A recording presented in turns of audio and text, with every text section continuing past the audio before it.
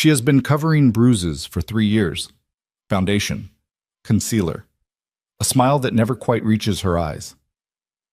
Every morning, Alara Voss stands in front of a cracked bathroom mirror in a Chicago apartment and rebuilds herself from the wreckage her husband left the night before. She has learned to move quietly, to speak softly, to disappear inside her own life. But tonight everything she has survived, every scar she has hidden, every scream she has swallowed, is about to collide with a man who does not look away. A man the entire city fears, and the only question left is whether his world will save her or destroy what little of her remains. If this story already has you, like this video, drop your city in the comments and let me see exactly how far this story travels. Now let's begin. The rain started around 9 and by 10 it had turned mean. It came down in sheets across the downtown corridor, hammering the awnings of Michigan Avenue restaurants and turning the gutters into fast-moving rivers of dirty water and cigarette ends. Cabs splashed through intersections without slowing. Pedestrians hunched beneath umbrellas that the wind kept threatening to invert. The city moved the way it always moved in a hard October rain, irritable, indifferent, and in a hurry to be somewhere else. Inside Belladonna, none of that existed. The restaurant occupied the ground floor of a 12-story limestone building on West Randolph, a neighborhood that had spent the last decade being slowly reclaimed by money. Belladonna was the kind of place that didn't advertise, didn't need to. Its reservation list ran 6 weeks out on a slow month. The dining room seated 42 at maximum, each table spaced far enough apart for the kind of conversations that required distance. The lighting was warm and low. The acoustics were engineered for privacy. Everything about the space communicated one thing without ever saying it. You are safe here. You are seen here. You matter here. Alara Voss had worked here for 2 years, 4 months, and 11 days. She knew the count because she'd started on the day after Trent broke her wrist for the first time. She'd needed the money for the hospital copay that she'd told them was from a fall down the back stairs of their building. The attending physician had looked at her for a long moment before writing up the paperwork. He hadn't said anything. She hadn't expected him to. Now she stood at the server station near the back of the dining room, a small alcove tucked behind a panel of decorative glass, refilling a water pitcher while her eyes moved automatically across the room. Table 4 needed bread. Table 7's main course was running behind, and the woman in the green dress was beginning to show her impatience in the way she kept adjusting her silverware. Table 12 was fine. Table 12 was always fine. It was Niles Brandt's table, the restaurant critic who came in twice a month and ordered the same thing every time and tipped exactly 18%, never more, and Alara had stopped hoping for better from him around month 3. Her face was composed, professional. The smile she had cultivated over years of practice, warm enough to register as genuine, contained enough to require nothing in return. She had a gift for service, her manager Marcus had told her once, a natural. She made people feel attended to without making them feel observed. She thought about that sometimes, the way survival skills and professional skills could look identical from the outside. Alara. Marcus appeared at her elbow, mid-50s, trim, the kind of man who wore his authority quietly. Private luncheon tomorrow, noon. I need you on it. She turned. Full room? No, North Alcove. 7 covers. Mr. Vale's party? She didn't react. She had learned not to react to things that required more energy than she had available. What time do you need me in? 10. Full setup. He's particular about the room temperature, and he'll want to see the wine list before service. She nodded and wrote it in the small notepad she kept in her apron pocket, the one where she tracked section assignments and allergy notes and special requests. She didn't ask who Mr. Vale was. She already knew, the same way everyone in the city knew, not from personal acquaintance, but from the particular silence that settled over a room when his name came up. Nikolai Vale was not the kind of man whose reputation required explanation. It existed the way weather existed. You didn't question it. You dressed accordingly. Is there a security protocol? She asked. Marcus gave her a measured look. There's always a security protocol with Mr. Vale. His people will arrive 40 minutes early. Just let them do what they do. Don't engage, don't offer anything. When they're satisfied, you go in and finish the setup.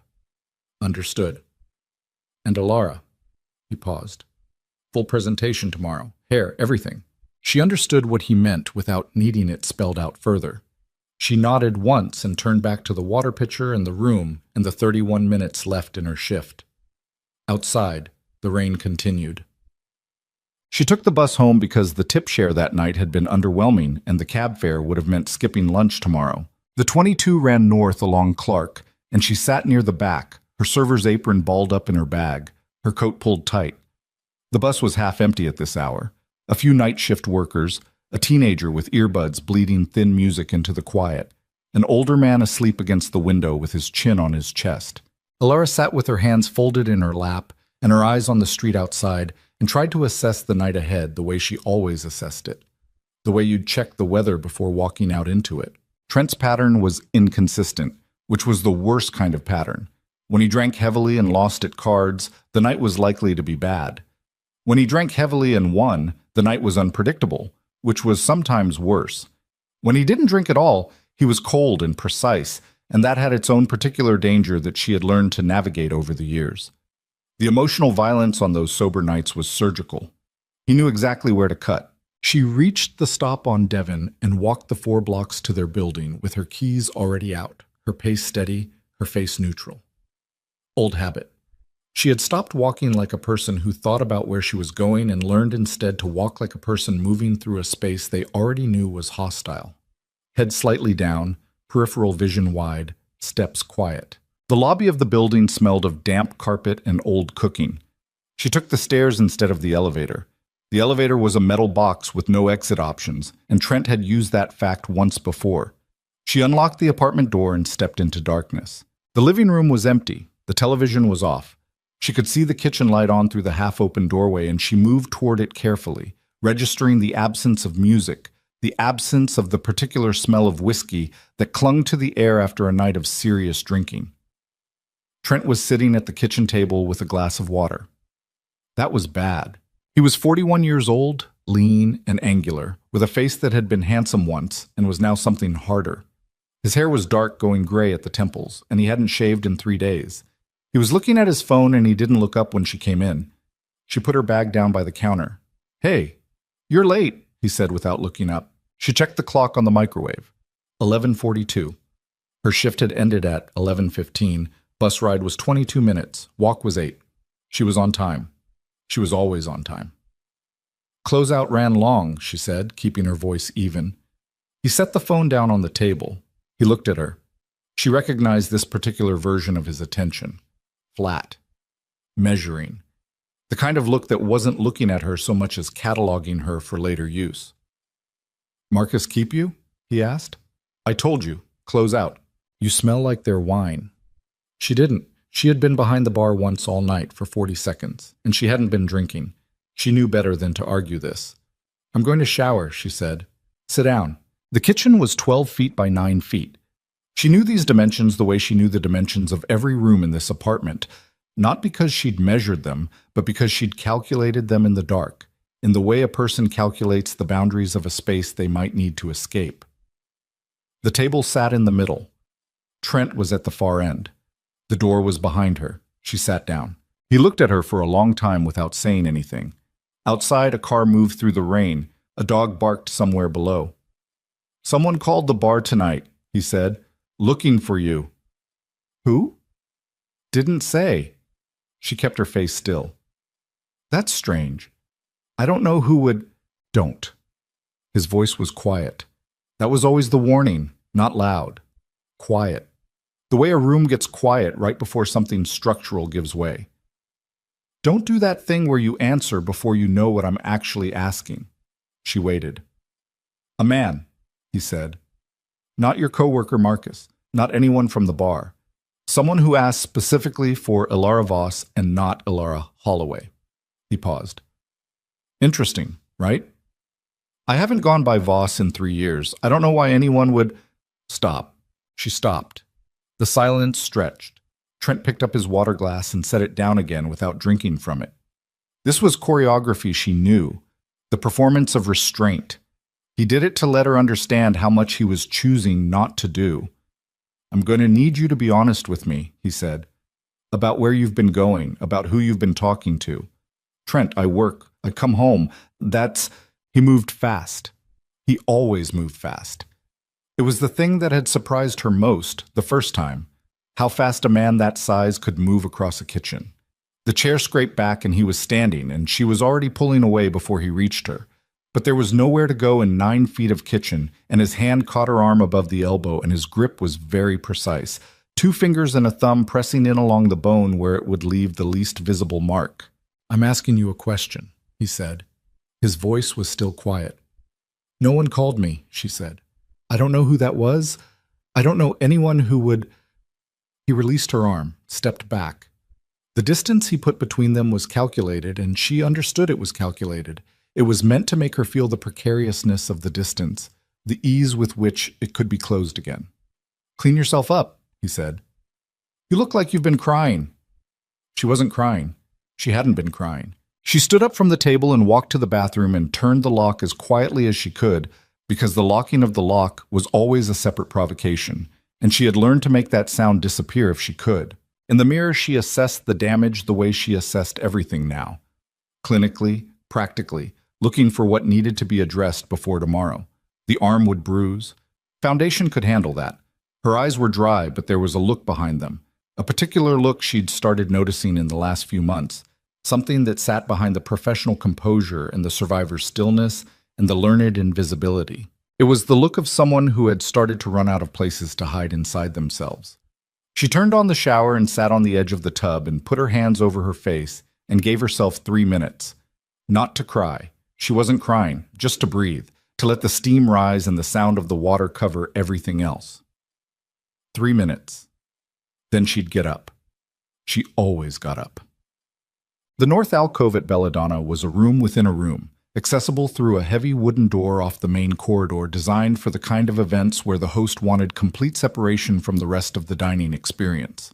It seated 12 at the central table or 7 comfortably at a configuration that used the window wall, letting in natural light from the narrow alley that ran along the building's east face. It wasn't a beautiful view, but the light was good, and the room had a particular quality of stillness that larger spaces never managed. Alara arrived at 10:04 after covering the bruise on her upper arm with 2 layers of a full-coverage concealer she kept in her locker and had replaced 3 times in the last year. Marcus had the table set up half done. She took over without being asked, working through the linen placement and silverware alignment with the kind of automatic precision that came from doing the same task hundreds of times. She moved the candle arrangement twice until the sightlines from each seat were equalized. She checked the wine list against the cellar notes she'd been given and flagged 2 substitutions where stock had run short. She was recalibrating the thermostat when she heard the door to the alcove open. The men who came in first were not waitstaff. She registered this before she registered anything else. The way they moved, the particular economy of it, the way their eyes went to the corners of the room before they went anywhere else.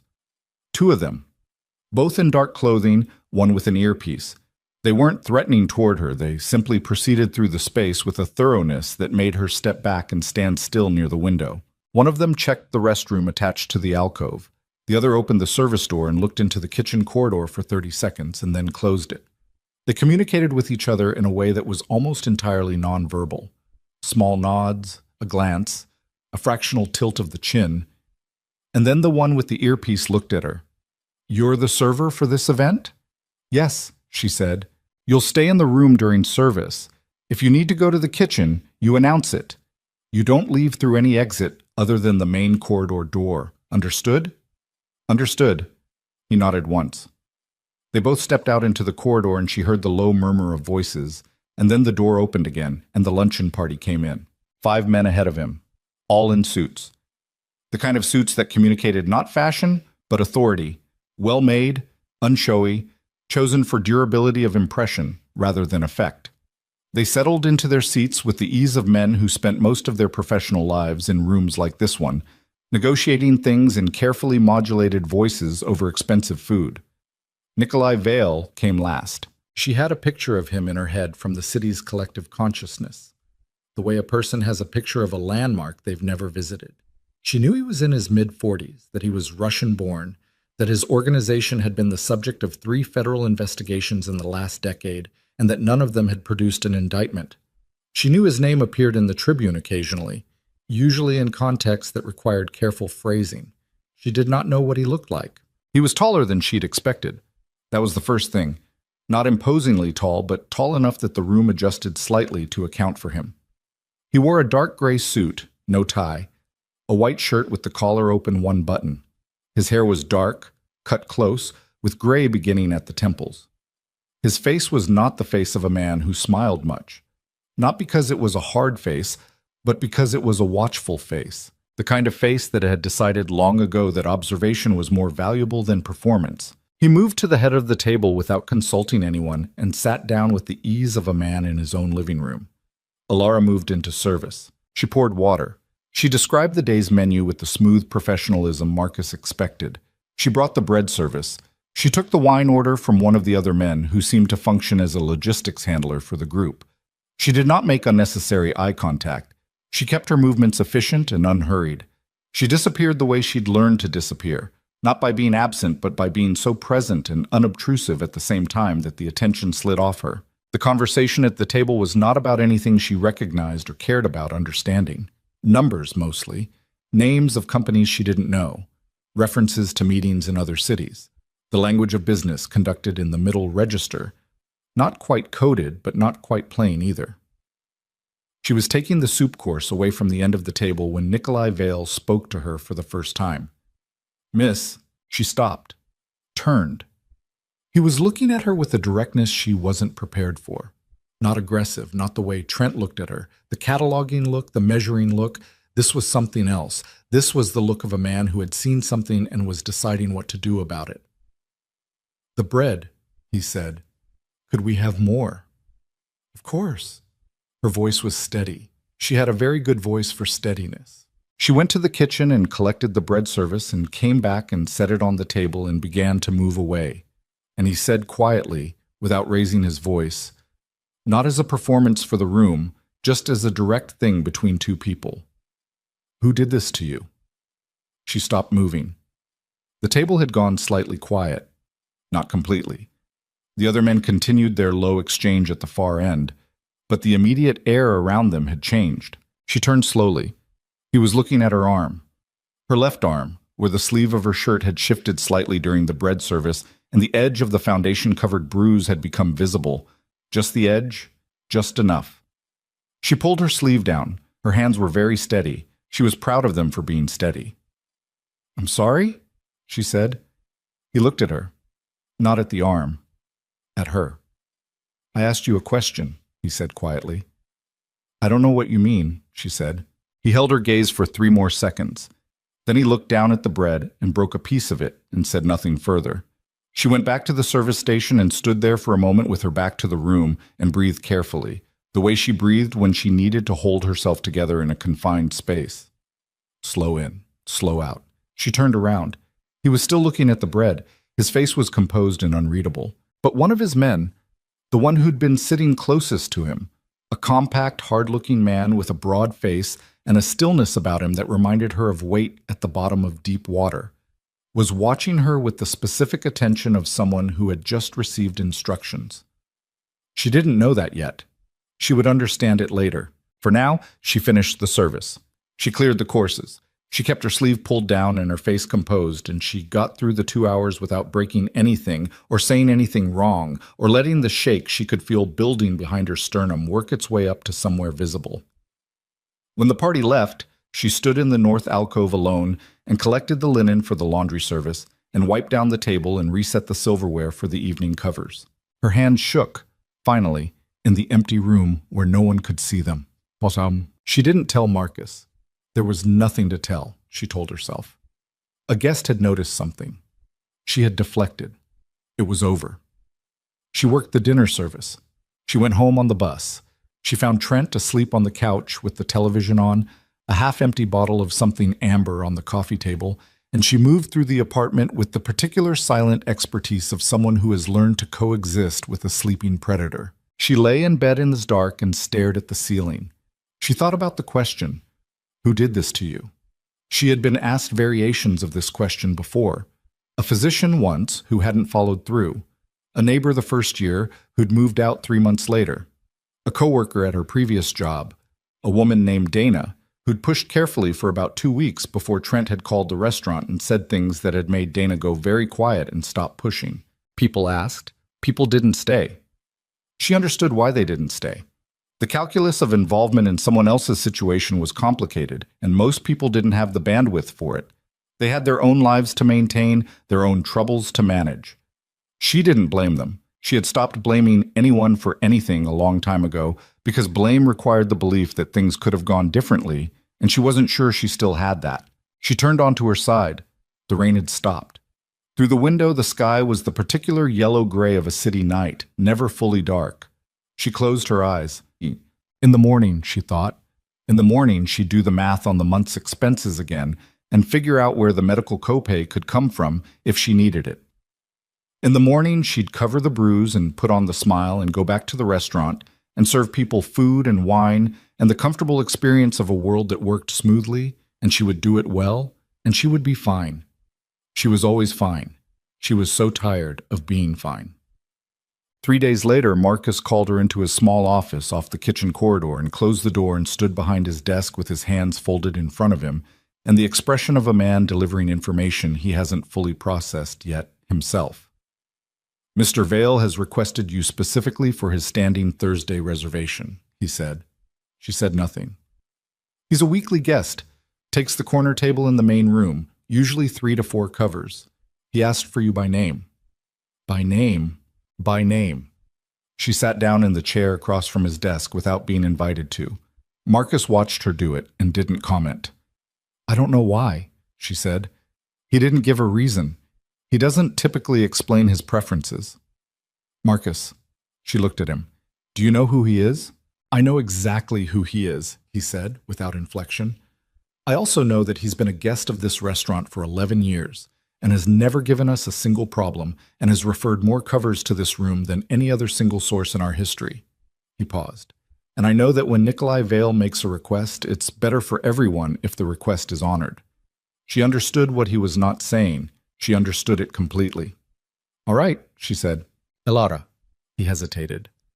"If there's any reason, if you're uncomfortable, if there's something I should know about—" "I'm fine," she said. She stood up.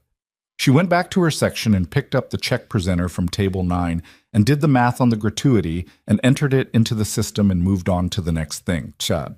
Thursday arrived the way Thursdays always arrived, with the particular compressed quality of a day that knows something important is scheduled for later. She got to work at 4 for the dinner prep. She changed into her service uniform. She checked her section and confirmed her side work was done, and she was at the service station when the door opened at 7:15 and Nikolai Vale came in with 2 other men and was shown to the corner table. He sat with his back to the wall. Of course he did. She approached the table with the water pitcher and the bread basket and went through the opening service with the same composure she brought to every table, and when she asked for the drink order, she was looking at the table generally, at the space between the 3 of them, which was a technique for making each person feel individually attended to while not locking onto any one of them. "Water's fine," said the man on the left. "For the table. Still or sparkling?" "Still." She wrote it down. Elara. Her name, in that voice, with no surrounding context. Just her name, as if it were a door being knocked on. She looked at him directly. He was watching her with the same quality of attention he'd had in the alcove. Unhurried, undivided. The 2 men with him had both gone slightly still, and she registered this without understanding it. "How are you?" he asked. "Fine," she said. "Thank you." "Can I tell you about our specials this evening?" "Yes," he said. "Please." She told him about the specials. He listened the way some people listened, not waiting for the words to end so he could speak, but actually listening, his eyes on her face, tracking something beyond the content of what she was saying. It was not comfortable attention. It was not aggressive either. It was the attention of a man who had decided to see her, and she had spent 3 years making herself invisible to everyone in her life, and the friction of being seen was enormous. She finished the specials. "The lamb," he said. "Medium." "Of course." She took the remaining orders and went to the kitchen and stood at the pass for a moment with her order pad in her hand and made herself breathe. "This is a guest." She thought it very deliberately, the way you'd write something on the inside of your eyelids. "He is a guest. You serve him. You do your job. You go home." She went back out. The dinner service proceeded the way she managed it, smoothly, precisely, without incident. He ate the lamb. He ordered a glass of a Barolo she'd suggested without inflection and drank it slowly over the course of the meal. His two companions ate and talked between themselves in low voices that she registered as background and didn't attempt to parse. When she brought the check, he took it from her without looking at it and signed something and set it back on the table. She picked it up. "Elara," he said again. She stopped. "I want to ask you something," he said, "and I want you to understand before I ask it that you have no obligation to answer. I'm not asking as a customer. I'm asking as someone who has been in rooms like the one you're living in, a long time ago." He paused. "Are you safe at home?" The dining room was full. Table 10 was celebrating something. The bar was making noise with a late-arriving group. She stood at the corner table in the warm, golden light of belladonna and held a leather check presenter and looked at Nikolai Vale and felt the specific vertigo of a question she had not been asked before. Not quite like this. Not from someone who looked at her like they already knew the answer and were asking anyway because the answer needed to exist somewhere outside of her. "I'm fine," she said. He nodded. His expression didn't change. "Thursday is my standing reservation," he said. "I'm here every week." "I know," she said. "Good." She went back to the service station. She opened the check presenter. He had tipped 60% over the bill and written 2 words in the margin of the receipt in a tight, even hand. "I know." She didn't sleep that night. Trent had been in a reasonable mood. He'd won something, somewhere, the details of which she'd stopped tracking. And so the night had been quiet in the way she distrusted more than the loud nights, because the loud nights followed a known sequence, and the quiet nights could break any direction without warning. She lay in the dark and looked at the ceiling. "I know." She turned it over. She'd been turning it over for 2 hours. It could mean anything. It could mean nothing. He was a man accustomed to a particular kind of power over situations and people, and this could simply be the performance of insight, the strategic display of perception designed to create obligation, the way powerful people sometimes manufacture debt in others before ever making a formal demand. She knew this was possible. She also knew in the specific way that the body knows things it cannot articulate that it was not what was happening. She thought about the 2 words on the receipt, the handwriting, the evenness of it, the absence of anything theatrical. "I know." Not a threat, not a declaration, a simple acknowledgement of a fact. The kind of acknowledgement that carries the weight of whatever comes after it, but doesn't announce what that will be. She thought about what Marcus had said, that when Nikolai Vale made a request, it was better for everyone if it was honored. She thought about the man with the earpiece in the north alcove and the way he'd watched her afterward with the attention of someone who'd received instructions. She thought about Trent in the kitchen with his glass of water and his flat measuring gaze and his voice that went quiet before it went dangerous. She pressed her face into her pillow and held very still. She did not cry. She hadn't cried properly in a long time. The crying had been one of the first things to go, somewhere in the 2nd year, because it had become too expensive. The red eyes, the swollen face, the need to explain, the attention it drew in a household where attention was already too dangerous a currency. She lay still until the dark outside the window began to gray at the edges with early morning. Then she got up. Roman Cade had been working for Nikolai Vale for 11 years, which was long enough to know the difference between the things his employer noticed casually and the things he noticed with intent. This was intent. He understood it the moment he saw Nikolai's face in the alcove, the moment the sleeves slipped and the silence in the room changed in the way silence changed when Nikolai Vale made a decision. Roman had been in enough rooms at enough critical moments to recognize the sound of a course being set. After the luncheon, he'd gotten a name. Elara Holloway, Navos, 31, server at Belladonna for 2 years and change. Before that, a coffee shop in Wicker Park for 8 months. Before that, brief employment at a marketing firm downtown that had ended without clear documentation.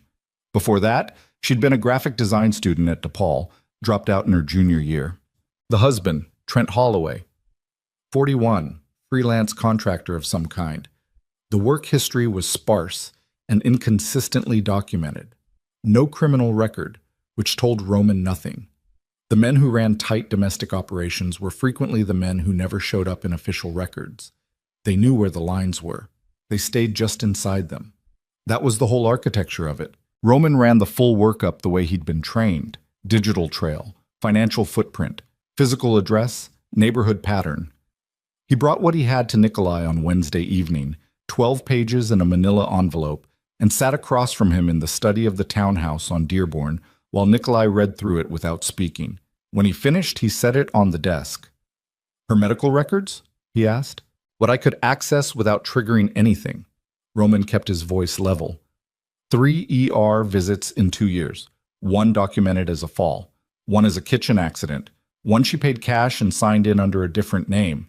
The attending on the second one flagged it internally. Nobody followed up. Nikolai looked at the window for a moment. Thursday, he said. I want a permanent detail on her transit routes. Bus stops, walking routes, anything she does on foot between home and the restaurant. Passive? For now. He looked at Roman. She doesn't know. She doesn't see them. That's important. Understood. What about the husband? What about him? Do you want me to... Not yet. His voice was flat. Not yet. Roman nodded and collected the envelope and stood up. Roman. He stopped. Be careful with how it's done, Nikolai said. She's been managed by someone for a long time. She reads control instinctively. If anything she encounters feels like control, she'll close down. He paused. This has to come from her. Roman said nothing because there wasn't anything to say to that. He'd worked for Nikolai Vale for 11 years. He'd seen him make decisions about business, about competitors, about men who had crossed lines that didn't have good outcomes for the men who'd crossed them. He'd seen him cold, and he'd seen him precise, and he'd seen him in moments of anger that were brief and surgical and did not repeat themselves. He had never seen him like this. He wasn't sure what to do with that. He left the study with the envelope under his arm and went to make the calls. The Thursday after that, she arrived to find a small arrangement of wildflowers on the service station in her section. No card. Marcus, when she asked him, shrugged with the expression of a man who knew more than he was contributing. Anonymous delivery, he said. This morning. She left them where they were. She didn't mention them again.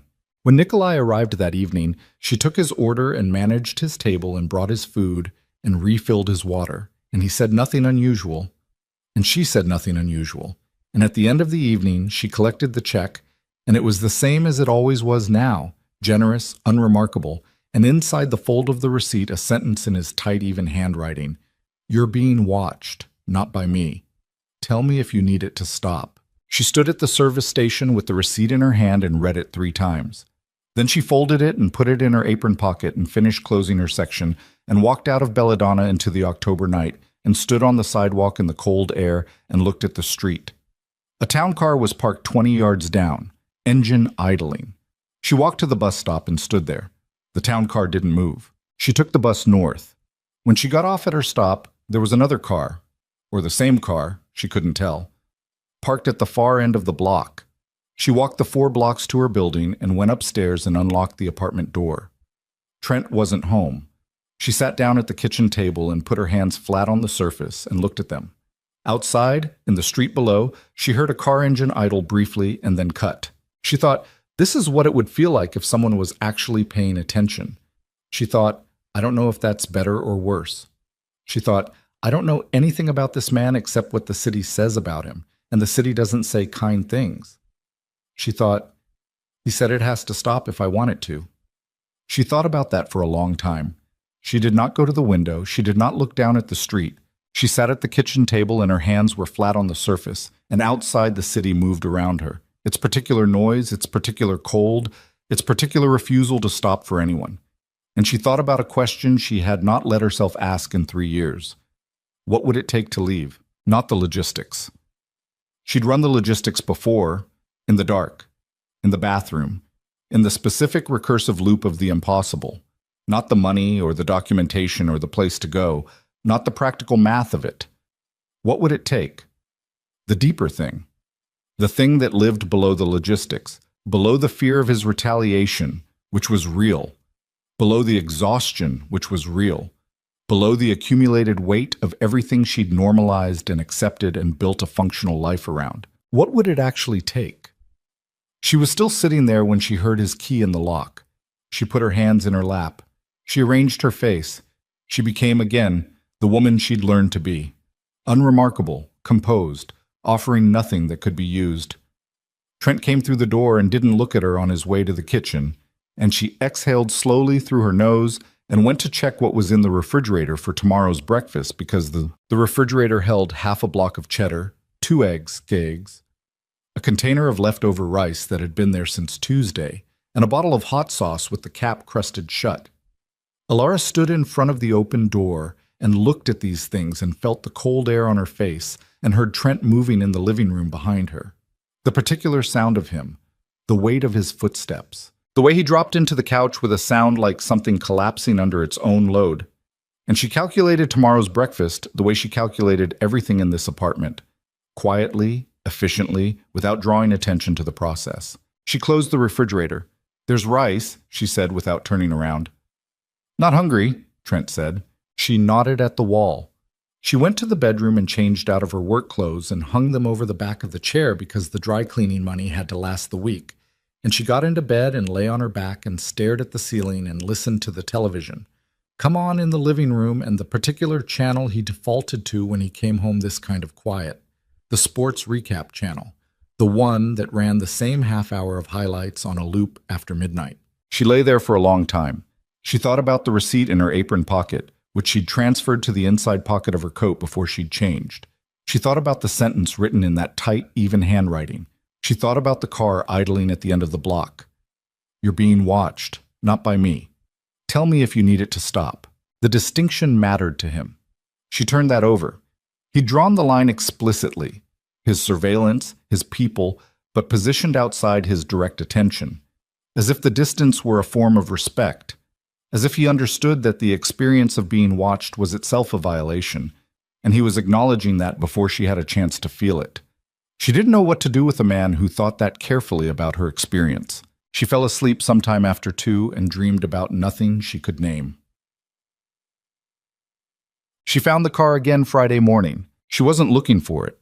She was walking to the bus stop with her collar up against the November cold, 3 minutes later than she'd meant to leave because Trent had been in the kitchen when she came out, and the process of moving through the kitchen with him there, making coffee without engaging, answering his flat questions with flat answers, getting her coat and bag without creating anything that could become a reason to stay, all of it had cost her 3 minutes she hadn't budgeted. She was halfway down the block when she registered the dark sedan parked on the south side of the street, engine running. She registered it the way she registered everything now, peripherally, without looking directly. She kept walking. At the bus stop, she stood with 4 other people and watched the street, and the sedan didn't move. When the bus came and she got on it and took a window seat, she looked back at the corner. The sedan pulled into traffic, stayed 2 blocks back. She faced forward. She thought, he said it has to stop if I want it to. She hadn't told him to stop. She wasn't sure what that meant about her. She wasn't sure she wanted to examine it closely enough to find out. Thursday arrived in its inevitable way, and she was in her section when Nikolai Vale came in at 7:20 with 1 man this time instead of 2. The compact one with the broad face and the still quality to him, the one she'd identified as the inner circle presence, the one who'd watched her in the north alcove. They sat at the corner table and she approached and did the service, and he ordered without looking at the menu, and when she came back with the water, she set it down and he said, quietly, without preamble, "You saw the car." It wasn't a question. "Yes," she said. "Does it bother you?" She thought about how to answer that. She had run the question several times over the last week, and she hadn't found a clean answer, which itself told her something. If it had purely bothered her, the answer would have been immediate. "I haven't decided," she said. He looked at her. Something in his expression shifted, not softened exactly, but adjusted, as if she'd said something he hadn't expected and he was recalibrating. "Sit down," he said. "I'm working." "I know, 2 minutes." He glanced at the room briefly. "No one's looking." She didn't sit down. She stood at the edge of the table with her order pad and her professional composure, and she looked at him. "My husband knows something is different," she said. "He doesn't know what, but he's watching me more carefully." "I know." "You know because your people are watching him." "Yes." She absorbed this. "What do your people see?" He held her gaze. "Enough," he said. "That's not an answer." "No," he said. "It's not." He turned his water glass slowly on the tablecloth. He went to the restaurant Tuesday, spoke to your manager, asked what your Thursday schedule looked like. The floor did something complicated under her feet for a half second. She held still. Marcus didn't tell me that. Marcus doesn't want to worry you, or he doesn't want the complication. Probably both. She thought about Marcus, who was decent and careful and ran a clean operation and didn't want trouble. She thought about Trent standing in the small front vestibule of Belladonna talking to Marcus with his flat voice and his precise questions. She thought about the 3 days since Tuesday during which Marcus had said nothing to her. What did Marcus tell him? She asked. That your schedule varied week to week, that he couldn't share employee information. Nikolai paused. Your husband didn't push it. He knows where the lines are. He always knows where the lines are, she said, before she could stop herself. He looked at her. She looked back. Sit down, he said again. Quieter? She sat down. She told herself it was because it was a less visible position than standing at the side of the table. She told herself it was tactical. I need to ask you something directly, he said.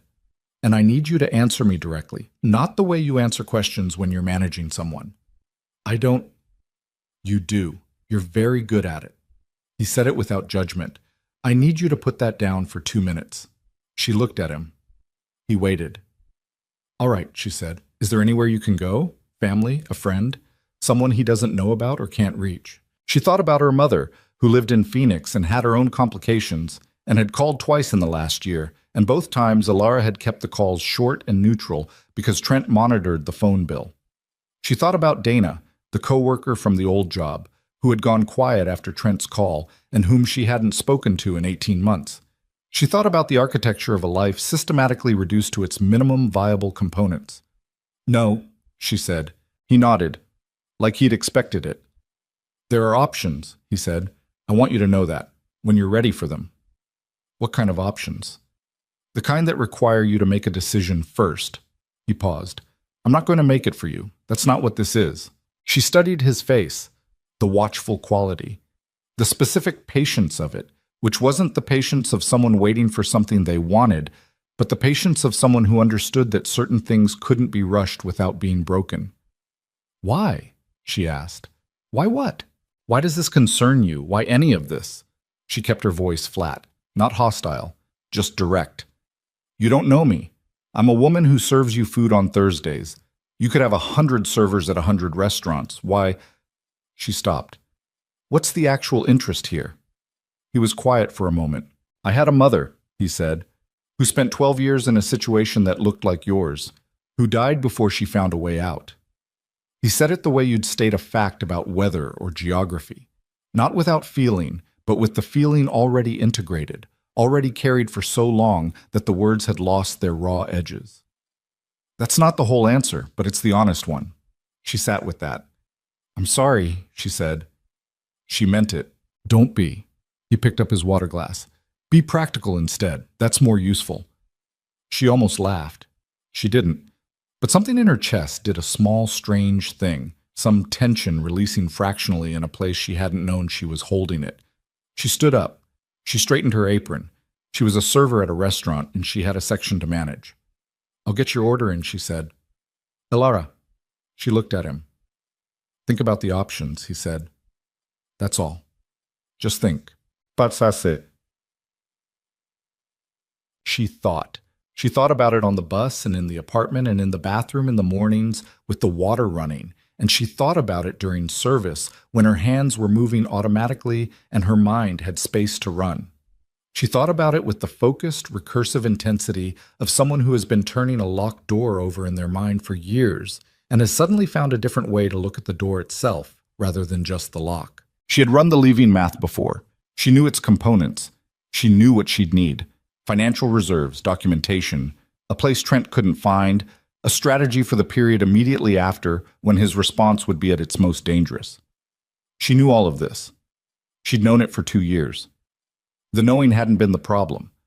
The problem was that she'd been running the math alone. She lay in bed on a Tuesday night and listened to Trent's breathing 3 feet away and thought about a man who had turned a water glass and said, be practical, and meant it as an act of care. She thought about what Roman Cade might have found in those 12 pages.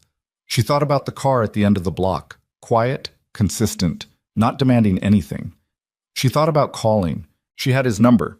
He'd left it on the third Thursday, written under the tip line, no name, just 10 digits, and the words, "When you're ready." She hadn't called. She wasn't ready. She was closer than she'd ever been, and she wasn't ready, and that specific position, closer than ever but still not there, was its own particular kind of suffering that she recognized from before. The stage where you could see the door but couldn't make your hand reach for it. Trent shifted in his sleep. She held still. The call came on a Thursday. She wasn't working. She was in the laundromat 3 blocks from the apartment, sitting on the plastic bench with a book she wasn't reading, watching the clothes rotate in the drum and listening to the particular white noise of machines running, when her phone buzzed with an unknown number. She stared at it. It buzzed again. She answered. "It's Roman Cade," said the voice. "Compact, direct, no performance. I work for Mr. Vale. He'd like me to pass something along if you're willing." She looked at the laundromat door, at the street outside. "Go ahead," she said. "We've identified some concerns about your husband's recent activity. Specifically, his conversations with 2 individuals in your building, your neighbor on the 2nd floor and the building supervisor. He's been asking about your comings and goings, specific timing, whether you've had visitors." She kept her breathing even. "When?" "This week. Monday and Wednesday." Monday, she'd been home all day. Wednesday, she'd met a former coworker for coffee. A harmless thing. A woman from the restaurant who'd recently moved to a different position downtown.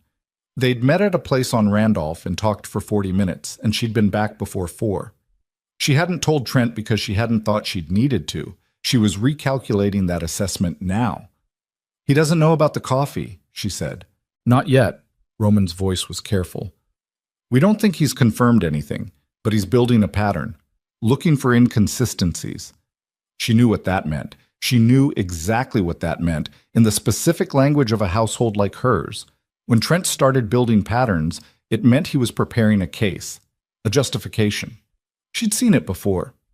He'd spent 3 weeks gathering his evidence before the night of the wrist. "What does Mr. Vale recommend?" she said.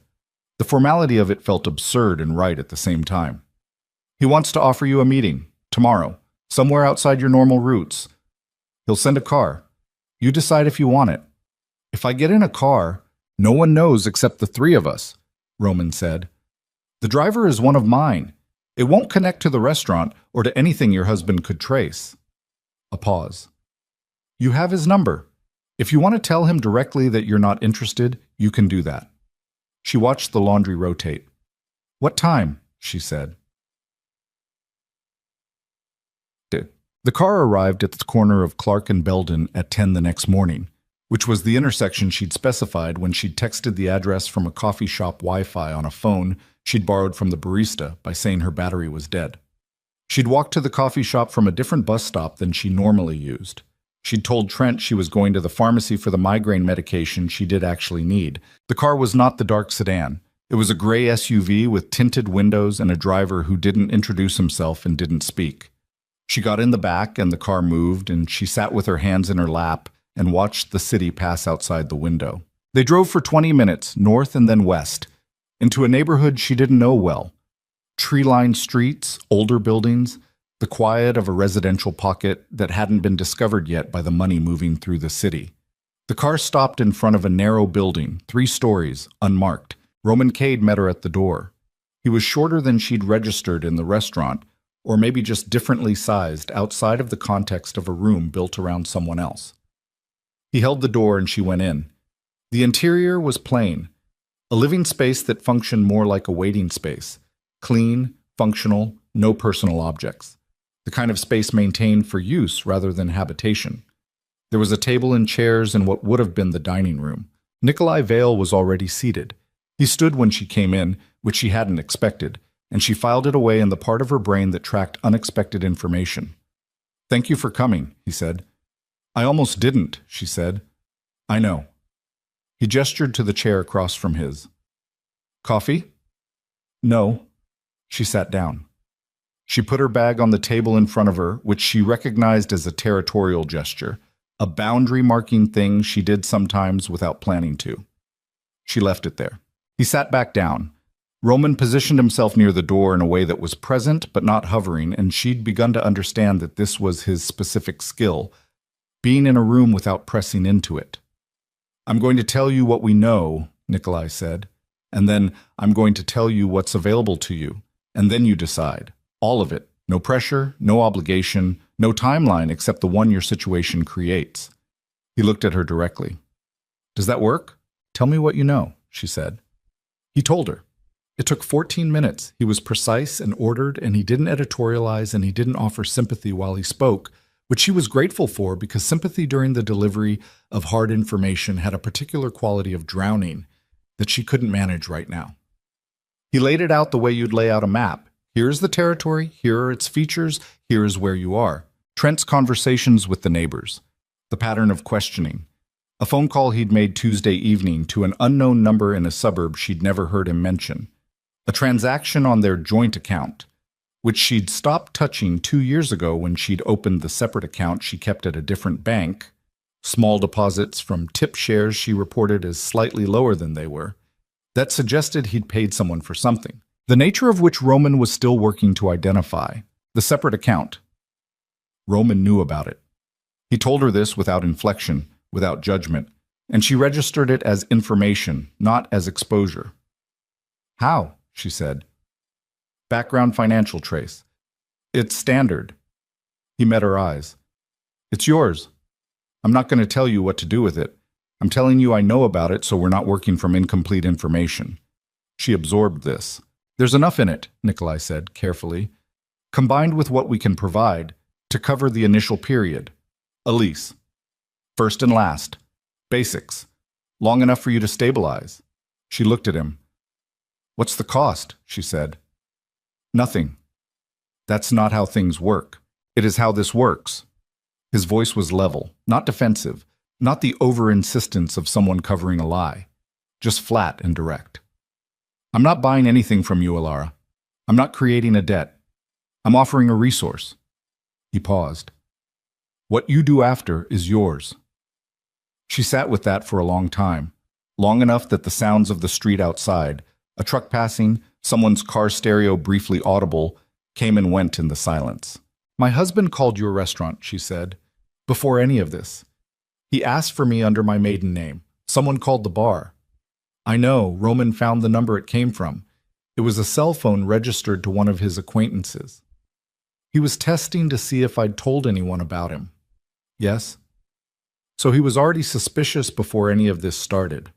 Before I was involved, yes." She looked at her hands. "That means whatever I do or don't do, the timeline is already running." "Yes." She nodded slowly. Something in her chest had gone very still, the way things went still right before they moved. "What would the process look like?" she said. "Specifically." Nikolai looked at Roman briefly. Roman came to the table and sat down and opened a folder she hadn't noticed him carrying and began to explain. She got home at 1:15. Trent was there. He was supposed to be at a meeting in Evanston. She'd noted it on the calendar on her phone, which he didn't know she checked regularly, but the meeting had apparently ended early, or not happened, or been something else entirely because he was in the kitchen when she came through the door, standing at the counter with his phone in his hand. He looked at her. "Pharmacy took a while," she said. "Where's the medication?" he said. She reached into her bag and her hand found the small CVS bag she'd stopped for on the walk back from the designated corner. The migraine medication, actual migraine medication, in an actual bag. She set it on the counter. He looked at it. He looked at her. "You look different," he said. "I'm tired," she said. "I have a headache." "You look—" He stopped. He tilted his head slightly, the way he did when he was running the calculation, when he was trying to identify the inconsistency he could smell but couldn't yet locate. "Where else did you go?" "Just the pharmacy." "Just the pharmacy," he repeated. The flat repetition of it, the specific cadence she knew. Not a question, a trap. A mirror held up to the statement so she could hear how it sounded. "Trent, you were gone 2.5 hours. The bus runs slow on Fridays. There was a wait." She kept her voice level. She was good at keeping her voice level. "I walked part of the way back." In this cold, I needed air. He set his phone down on the counter. He looked at her for a long moment with his flat, measuring gaze, and she held still under it the way you held still under the gaze of something you'd learned not to provoke with movement. I've been patient, he said. I know you have, she said, which was the required response, the one that acknowledged his narrative of himself as a patient man, which was the foundational lie of their marriage. But something's different with you. He took one step toward her, and I'm going to find out what it is. She held her ground. There's nothing different. Ilara. There's nothing. I went to the restaurant, he said. Last week. She said nothing. Your manager was polite. Didn't tell me anything useful. His voice had gone to its quiet register. But I noticed something. The way he looked at me. He paused, like he already knew who I was. The kitchen was 12 feet by 9 feet. She knew this. She knew exactly where she was in it. I don't know what that means, she said. It means someone's been talking about me. To people who work where you work. He took another step. And the only person who talks about me to anyone is you. I haven't. Stop. His voice cracked the air. Not loud. Never loud. Just sharp. The specific sharpness of it that cut through everything. Stop doing that. Stop saying you haven't when you have. I can see it on you. Something changed. Something's different, and you're standing there lying to my face, and I need you to understand that I already know. He stopped 1 foot from her. I already know something happened.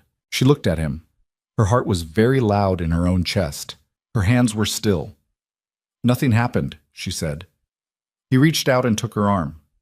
The same place, the same 2-finger grip along the bone, precise. Then why, he said very quietly, do you smell like a different building? She stopped breathing. He held her gaze. Tomorrow, he said, still quiet, still precise. I'm going to start making some calls, and I'm going to find out exactly what's been going on. He released her arm, stepped back, turned back to his phone on the counter. Make dinner, he said. She stood there for 3 seconds. Then she turned and went to the stove and opened the cabinet and took out a pan and set it on the burner with hands that were still and did not shake, and she thought with a clarity that felt like cold water running through the center of her. Tonight. It has to be tonight. She had Roman Cade's number. She had it memorized, not written anywhere, because written things could be found. She had the small amount of cash she kept in the lining of her winter coat. The coat Trent had never bothered to search because he didn't know she'd sewn the pocket there. She had her documents, passport, social security card, and a Ziploc bag inside a box of tampons under the bathroom sink because there were things even Trent's particular brand of control didn't reach. She turned the burner on. She heard him in the living room, his phone up, his voice low. She stood at the stove and looked at the cold pan and thought about 14 pages of documentation. She thought about a man who stood when she entered a room. She thought about a sentence written in a margin. I know. She thought about the door she'd been standing in front of for 3 years. Her hand was already reaching for her apron pocket before she registered that she'd decided, and the decision had the quality not of a choice made in the moment, but of a... The decision had the quality not of a choice made in the moment, but of something that had been made a long time ago and had simply been waiting for the right conditions to surface. Her hand found the phone in her apron pocket. She stood at the stove with the cold pan in front of her and the burner running and the sound of Trent's voice coming low and flat from the living room, and she typed the number from memory into a new message thread and wrote 4 words. I need to leave. She sent it. She put the phone back in her pocket. She opened the refrigerator and took out the eggs. Her hands did not shake. This was the thing she would remember later. Not the fear, not the decision, not the sound of her own heartbeat filling the kitchen, but the fact that her hands were completely steady while she cracked 2 eggs into the cold pan and watched them spread across the surface and waited. The phone buzzed 30 seconds later. She didn't take it out. Trent was still on his call, but his calls never lasted, and the geography of the kitchen meant that if he came through the doorway, she'd have maybe 4 seconds of warning. She waited. She heard his voice drop, and then stop. She heard the couch shift. She took the phone out. How soon? R. She typed back, tonight if possible. The response came in under a minute. Can you get to the Clark/Belden corner by 10? She looked at the clock on the microwave. It was 6:47. She put the phone back in her pocket and turned the eggs, and thought about 3 hours and 15 minutes, and what 3 hours and 15 minutes looked like when you were inside a 12-foot by 9-foot kitchen with a man who had just told you he was going to start making calls. Tonight, she thought. Just get through tonight. She made dinner, she set the table. She called Trent, and he came to the kitchen and sat down, and she put the plate in front of him and sat across from him, and they ate in the particular silence of their household. Not the comfortable silence of people who had run out of things to say to each other in a good way, but the operational silence of a shared space managed by unspoken protocol. He ate. He looked at his phone twice. He didn't look at her. She ate what she could, which was not much. Her stomach had gone to that specific tight state she associated with high-alert nights. Not nausea exactly, more like everything in her body redirecting its resources away from digestion and toward the specific problem of right now. After dinner, she cleared the plates. She washed them. She dried them. She put them away in the cabinet above the counter, and she moved through the kitchen with the practiced efficiency of someone whose entire domestic existence had been refined down to the minimum number of motions required to do what was necessary without producing anything that could be read as provocation. Trent went back to the living room. She heard the television come on. She went to the bathroom and closed the door, and turned on the shower and stood in front of the mirror and looked at herself for a moment. Not the professional assessment of bruise coverage and presentation, but the simple act of looking, of seeing the face that had learned to become a surface. And then she moved. The Ziploc bag was where it always was. She took it out and put it inside the waistband of her jeans, flat against her skin. The cash in the coat lining, $240, accumulated over 8 months of understated tip reports. She left in the coat. She would need the coat, and the money would come with it. She turned the shower off. She came out of the bathroom. Trent was standing in the hallway. She stopped. He was looking at her with a different quality of attention than the kitchen. The kitchen had been the measuring look, the cataloging look. This was something more specific, something that had already completed its calculation and arrived at a conclusion. "Sit down," he said. "I was going to—" "Sit down." She went to the living room. She sat on the edge of the couch. He stood in the doorway between the hall and the living room with his arms crossed and his phone in one hand, and he looked at her for a long time before he spoke. "I made some calls," he said. She said nothing. "You want to know who I called?" She looked at him. She kept her face still. "I called Danny Rice," he said. "He works security at a building on DeKalb. Gray SUV, tinted windows. Freelance driver work on the side." He watched her face. "He recognized your description." The room tilted slightly. She held it together through pure mechanical effort, the specific muscle of composure she had built over years of exactly this, the performance of stillness in the face of catastrophic information. "I don't know who that is," she said. "No, but you were in his car today." He took a step into the room. "See, Danny doesn't work for many people. He's particular about his clients. Mostly does work for one operation." He paused. "You want to take a guess?" She said nothing. "Nikolai Vale," Trent said. The name came out of his mouth flat and cold, and with a weight behind it that was different from the usual weight of his words. This was not controlled anger. This was something that had moved past the architecture of control and into something rawer. "You've been seeing Nikolai Vale." "I serve him at the restaurant," she said. "He's a customer." "He's not a customer." Trent's voice cracked at the end of it, just slightly, the way ice cracks before it gives. "Don't insult my intelligence. Don't you dare stand there and tell me he's a customer." "I don't—" He moved. Not the careful, precise movement of the kitchen. This was different, faster, less calculated, and it was the difference in quality that scared her more than the speed, because Trent's precision was always the thing she could navigate around, and this wasn't precise. This was... He grabbed her arm and pulled her to her feet, and his face was 6 inches from hers. "How long?" he said. "Trent, how long?" Nothing happened. She could hear her own voice very clearly. Steady, still steady. "He's a customer. I take his table on Thursdays, that's all." "Then why were you in his driver's car today?" His grip tightened. The same place, but less calculated than usual. More pressure, wider grip, the kind that would leave a clearer mark. "Why?" "I don't know what you're talking about." She knew it wasn't going to hold. She knew it wasn't going to hold, and she said it anyway because there was nothing else available. I went to the pharmacy. I walked. I don't know anyone named Danny. He released her arm and stepped back and put his hand through his hair and made a sound that wasn't quite a word and turned away from her. She watched his back. She watched the set of his shoulders. She watched the particular physical language of a man who was deciding which direction to take something. "Okay," he said. His voice had gone quiet again. That was worse. "Okay." He turned back around. "I'm going to tell you what's going to happen," he said. "You're going to call the restaurant tomorrow, and you're going to tell Marcus you're taking a leave. Indefinite. And you're going to stay home, and we're going to figure out what's been going on, and we're going to deal with it." He looked at her. "And if I find out you've had any contact with Nikolai Vale outside of that restaurant, I'm going to make sure he understands exactly what kind of liability he's created for himself." She understood the architecture of this threat immediately. He wasn't threatening her. He was threatening Nikolai. Because threatening Nikolai was the thing that would hold her in place. Not fear for herself, which he'd learned had diminishing returns, but fear for someone else's safety, which was a currency she'd never learned to discount. He knew her. She had to give him that. After 3 years, he knew exactly where to press. "You can't threaten," she started. "I'm not threatening anyone," he said. "I'm describing consequences. That's different."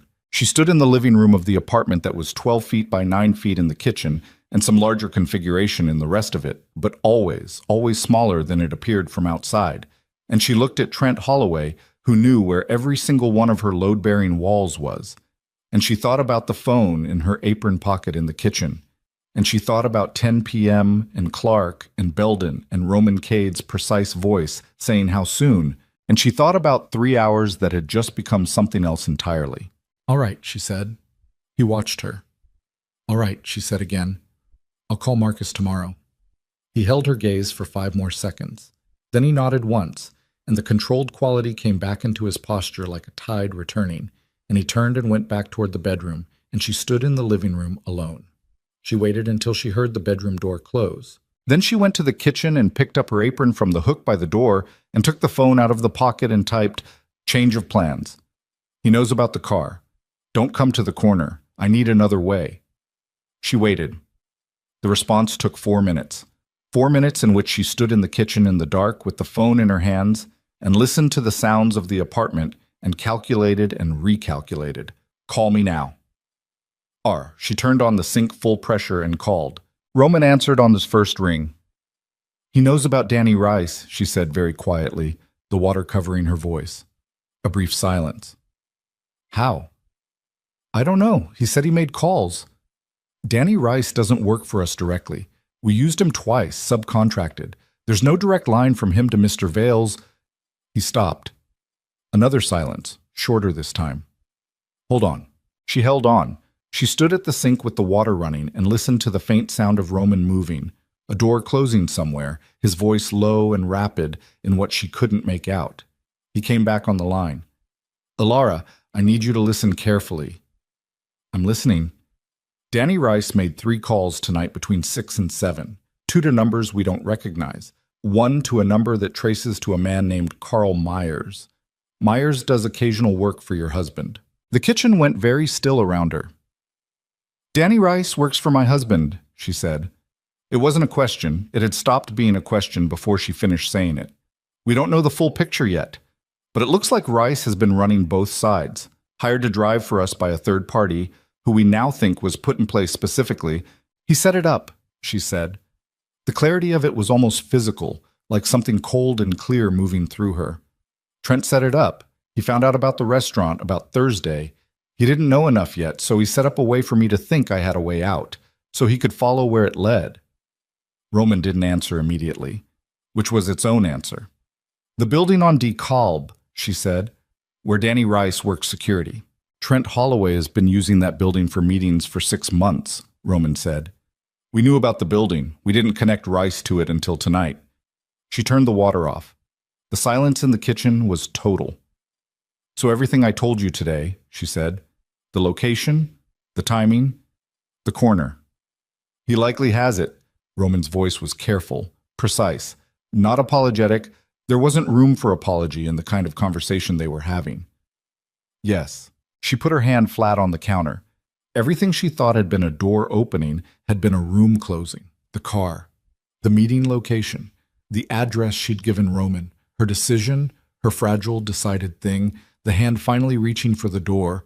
All of it had been moving inside a structure Trent had built around her before she'd even started moving. She thought about the folder Roman had opened at the table, the documentation, the plan, the resources. She thought about Nikolai saying all of it. You decide. She thought about how much she had believed over these last weeks that she had been making choices. He was going to let me try to leave, she said very quietly. And then he was going to stop me. And then he was going to...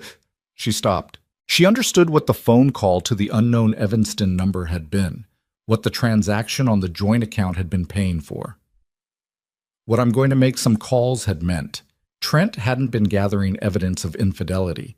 He'd been building a cage, the kind of cage you built not to trap someone in their current location, but to close off every direction they might run. I need to get out tonight, she said. Not the Clark and Belden corner, somewhere he hasn't heard. Mr. Vale is already being contacted. Give me 10 minutes. I don't have 10 minutes. She looked at the hallway. The bedroom door was still closed. He told me to call the restaurant tomorrow and take a leave. He thinks he's contained it. But if anything changes, if he checks my phone, if he hears me, go to the bathroom, Roman said. Lock the door. Leave the water running. I'll have a location to you in 5 minutes. She went to the bathroom. She locked the door. She left the water running. She sat on the edge of the tub and held the phone, and in the 4 minutes and 30 seconds that followed, she thought about the Ziploc bag against her stomach, and the cash in her coat in the closet, and the coat in the closet in the bedroom where Trent was currently behind a closed door, and the specific problem of retrieving it. The phone buzzed. An address, unfamiliar street. And below it, leave the coat. We'll cover whatever you need. Just walk out. R. She read it twice. Leave the coat. $240. 8 months of carefully understated tips, of careful math, of the specific accumulation of someone who has been preparing to survive. She had built that into the lining of that coat the way you'd build a foundation. Slowly, secretly, as the most real thing she owned. Leave the coat. She stared at the message. She thought about what Roman was telling her, which was not leave the coat, but you don't need it. You don't need the thing you've been building in secret because you were building it alone, and you're not alone anymore. She thought about whether she believed that. She thought about Danny Rice and the gray SUV and the room Trent had built around her without her seeing it. And she thought about whether she trusted Roman Cade's 10-digit number, and a man who stood when she entered a room enough to walk out of this apartment in November with no coat and no cash and $240 left in a coat she'd never see again. She turned off the water. She stood up. She unlocked the bathroom door. The hallway was empty. The bedroom door was still closed. From behind it, she could hear the faint sound of Trent's voice, low and intermittent. Another call, or the same one resumed. She stood in the hallway with her phone in her hand and her documents against her stomach and her coat on a hook in the bedroom, 3 feet from a man who had spent 6 months building an architecture of control around every exit she could imagine, and she thought, he planned for the woman I've been. She moved, not toward the bedroom door, toward the front door. She picked up her bag from the hook by the entry. Her regular bag, her work bag, the one she'd carried into the kitchen and not moved since she'd come home, the one with her phone charger and her work notepad and her wallet with the bank card for the account Roman already knew about. She picked it up. She put her hand on the front door. Behind her, the bedroom door opened. Where are you going? Trent's voice, flat and immediate, coming from directly behind her. She didn't turn around. Her hand was on the front door. Alara. Footsteps. 3, maybe 4. The particular weight of them on the old floor. I asked you a question. She turned the knob. Don't! His voice had gone to the quiet register. The most dangerous register. Don't you? Don't. She opened the door and walked through it and pulled it closed behind her, and she was in the hallway of the building. The damp carpet smell of it, the flickering overhead light that had been reported to the building supervisor 6 times in 2 years. And she walked to the stairs and went down them fast. Not running because running announced panic. And panic announced a specific kind of vulnerability she couldn't afford in the stairwell. She heard the apartment door open above her. Alara. his voice, in the stairwell, echoing off the painted cinder block walls. Not loud, never loud, but large in the enclosed space, filling it, following her down. You walk out of this building and I will... She hit the ground floor and went through the lobby door and out into the November street, and the cold hit her immediately, sharp and total, her arms bare under a thin long-sleeve shirt, and she turned left and walked fast. She heard the building door open behind her. She didn't look back. She pulled out her phone and texted the address Roman had sent and typed, "I'm out. Walking. He's behind me." She walked. The street was not empty. It never was, this time of night, in this neighborhood. And she moved through the people on the sidewalk with the specific controlled urgency of someone who could not afford to look like they were running, even though everything in her body was running, her heart running, her lungs running, her mind running through the geometry of the streets ahead and the distance to the address and the sound of footsteps behind her that she could not quite hear over the ambient noise of the city, but also could not quite convince herself she couldn't hear. Her phone buzzed. "Car is 4 minutes from your location. Keep walking north. Don't stop." She walked north. The cold was significant. The kind of cold that made itself known immediately in the absence of proper clothing. Not dangerous yet, but communicating its intention. She kept her arms close to her body and her pace even, and she watched the street ahead and the intersection coming up and the headlights of the cars moving through it. Her phone buzzed again. Black sedan. License plate IL. And a number she memorized immediately, looking at it once and locking it in the way she locked in things she needed. She reached the intersection. She looked left and right. She saw the sedan half a block down, moving toward her, and she stepped to the curb, and it pulled up and the window came down, and the driver was a woman, mid-40s, dark hair, the particular expression of someone executing a task with full professionalism and zero drama. "Get in," the woman said. Alara got in. The car moved. She sat in the back seat in her thin shirt in the November cold and watched her building disappear behind her in the side mirror, and she sat with what she'd done. The weight of it, the specific gravity of a thing that could not be undone. And she thought about Trent standing on the sidewalk watching the car go, or not standing on the sidewalk, or making a call, or doing the thing he'd promised he would do if she tried to leave. The thing she had not let herself fully imagine, because the imagining of it was its own kind of paralysis. The driver didn't speak. Alara looked out the window at the city moving past. Its lights, its noise, its complete indifference to the specific catastrophe of any individual life unfolding inside it. And she breathed. In through the nose, out through the mouth, the way she'd learned in the bathroom with the shower running. Her phone rang. Unknown number. She looked at it. She thought about not answering. She answered. "Alara." Nikolai Vela's voice. Not Roman's. His. Steady, unhurried, the particular quality of a man who had decided how a situation was going to go before he picked up the phone. "You're in the car." "Yes." "Good." A pause. Where he goes from here, how he responds, is going to determine the next 24 hours.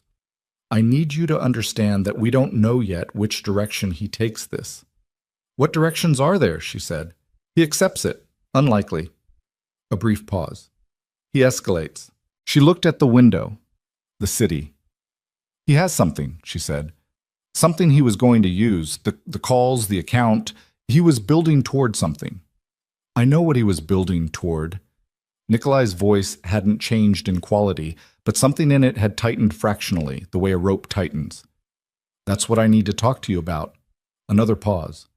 "When you get here." "What is it?" "When you get here," he said again. She looked at the phone. She looked at the city outside the window. She thought about the gray SUV and Danny Rice and the room that had been built around her, and she thought about whether the room she was moving toward now was different in kind or only in construction. She thought about a man who stood when she entered. "All right," she said. She lowered the phone. Outside, Chicago moved past in the dark, its skyline cutting the low clouds, its streets full of the particular human traffic of a Friday night, its thousands of lit windows, each containing the specific private world of someone else's life, in some state of order or disorder, or the particular suspended condition that existed between the two. The sedan moved through it smoothly. unhurried. In the front seat, the driver kept both hands on the wheel and her eyes on the road and said nothing. And Alara sat in the back in her thin shirt with her arms pulled close against the cold that the car's heater was beginning to address. And she held her phone and felt the specific weight of a woman who had just stepped off the edge of the life she knew and had not yet seen where the ground was. And behind her, somewhere in the city she was leaving, Trent Holloway was already making the call before the sedan's taillights disappeared around the corner. She didn't see this. She was in the car, moving north through the city's Friday night traffic, the heater running, her arms slowly thawing. But Roman's people were still on the block. They'd been on the block since Wednesday, rotating positions, 2-hour intervals, and the man parked in the white Honda at the end of the street watched Trent come out of the building with his phone up and his face doing something that wasn't anger exactly, or wasn't only anger, and relayed what he saw in a text to Roman in under 40 seconds. Roman read it in the front room of the safe house on the northwest side where Alara was being taken, and he went to find Nikolai. Nikolai was standing at the window looking at the street below with his hands in his pockets and his jacket off, the white shirt open at the collar, and when Roman came in, he didn't turn around, which meant he already knew or had already guessed. "He's on the phone," Roman said. "Who does he call first?" Nikolai said. It wasn't a question. Myers, then probably Rourke. Roman came to stand near the window, not beside him, at a slight angle, the way he'd learned to position himself in rooms where decisions were being made. Rourke has 3 people freelancing right now. 2 of them have done collection work. He's going to try to bring her back, or make it complicated enough that she comes back to avoid what he does to people she's connected to. Roman paused. "He went to Belladonna twice, boss. He knows what Marcus looks like. He knows the layout." Nikolai turned from the window. His face was composed in the particular way it got composed when he'd moved past the deliberation stage and into the implementation stage. Not cold exactly, more like everything non-essential had been set aside. A room cleared of furniture so you could see the dimensions clearly. "Marcus needs to know tonight," he said. "Already sent someone." "And Alara arrives in 12 minutes. Nikolai nodded once. He picked up his jacket from the back of the chair and put it on. "Tell me about the thing he was building. All of it." Roman sat down and told him all of it. The safe house was not what she'd expected, though she hadn't known what she'd expected. It was a narrow 3-flat on a residential street, the kind of building that had been renovated once, adequately, and then left alone. The driver pulled into the alley behind it, and they went in through a back door into a kitchen that smelled of coffee and was lit by overhead fluorescence, and felt inhabited in a functional rather than personal way. The kitchen of a place people passed through rather than lived in. Roman was there. A woman she didn't know, mid-30s, dark coat, who handed her a gray sweatshirt without comment, and then left the room. Alara put the sweatshirt on and felt the cold begin to lose its grip on her arms. "He's made contact with 2 people, Roman said, setting a mug of coffee on the table in front of her. "We're monitoring." "How?" she said. "We have access to his call logs through a secondary route. It's not admissible anywhere. It's useful." She sat down. She wrapped her hands around the mug. "What people?" "Carl Myers, who we know, and a man named Patrick Rourke, who runs a small operation out of Bridgeport. Does enforcement work." Roman kept his voice level, factual, the same way Nikolai had been level and factual in the North Alcove meeting, and she recognized this as a house style. The deliberate withholding of emotional register so that she could hold on to her own. "Rourke has done work adjacent to your husband before. 2 years ago, there was an incident involving a business associate of Trent's who tried to exit a shared arrangement. Rourke facilitated the resolution. What does that mean?" she said. "It means the man who tried to exit didn't exit." Roman paused. "He's still in Chicago. He's currently employed in a position that is substantially worse than the one he tried to leave, and he doesn't make independent decisions anymore." She held the mug. "Trent's going to try to use Rourke to create pressure," Roman said. "Not direct confrontation. Not yet. He'll want to demonstrate that your position outside his household is more dangerous than your position in Spirmat. By going after people I'm connected to." Yes, she thought about Marcus. She thought about the coworker she'd had coffee with on Wednesday, the woman from the restaurant whose name was Jess and who had 2 kids and a dog and a life that had nothing to do with any of this. She thought about her mother in Phoenix, who she'd kept at arm's length for a year and a half. "Where's Mr. Vale?" she said. "He'll be here in a few minutes. He wanted to give you time to—" "I don't need time," she said. "I need to know what happens next." Roman looked at her. Something in his expression adjusted. Not surprise exactly, but a recalibration. "All right," he said. He sat down across from her and told her. Ashab. Nikolai arrived at 9:47. He came through the back door and into the kitchen, and she was still at the table, and he looked at her. The full direct look, not the careful managed thing, just the actual look, and said, "You're all right." "I'm fine," she said. "You don't have to say that here." She looked at him. "I'm cold and I'm scared, and I think my husband just hired someone to make my life impossible, and I need to know what you're going to do about it." She kept her voice even. "That's where I am." He pulled out the chair across from her and sat down. He didn't look at Roman. "What did he tell you?" "About Rourke, about the pressure strategy." "Then you know the short version." He folded his hands on the table. "The longer version is that Trent has been preparing this contingency for longer than we realized. The account transaction we identified, it wasn't for Rourke. It was for documentation." She frowned. "What kind of documentation?" "The kind that, in the wrong hands, creates a problem for me specifically." He held her gaze. "He found something, we don't know yet how, related to a transaction I made 14 months ago. It's not clean. It's the kind of thing that doesn't end in prosecution, but ends in significant disruption if it surfaces in the right way to the right people." The kitchen was very quiet. "He's going to use it," she said.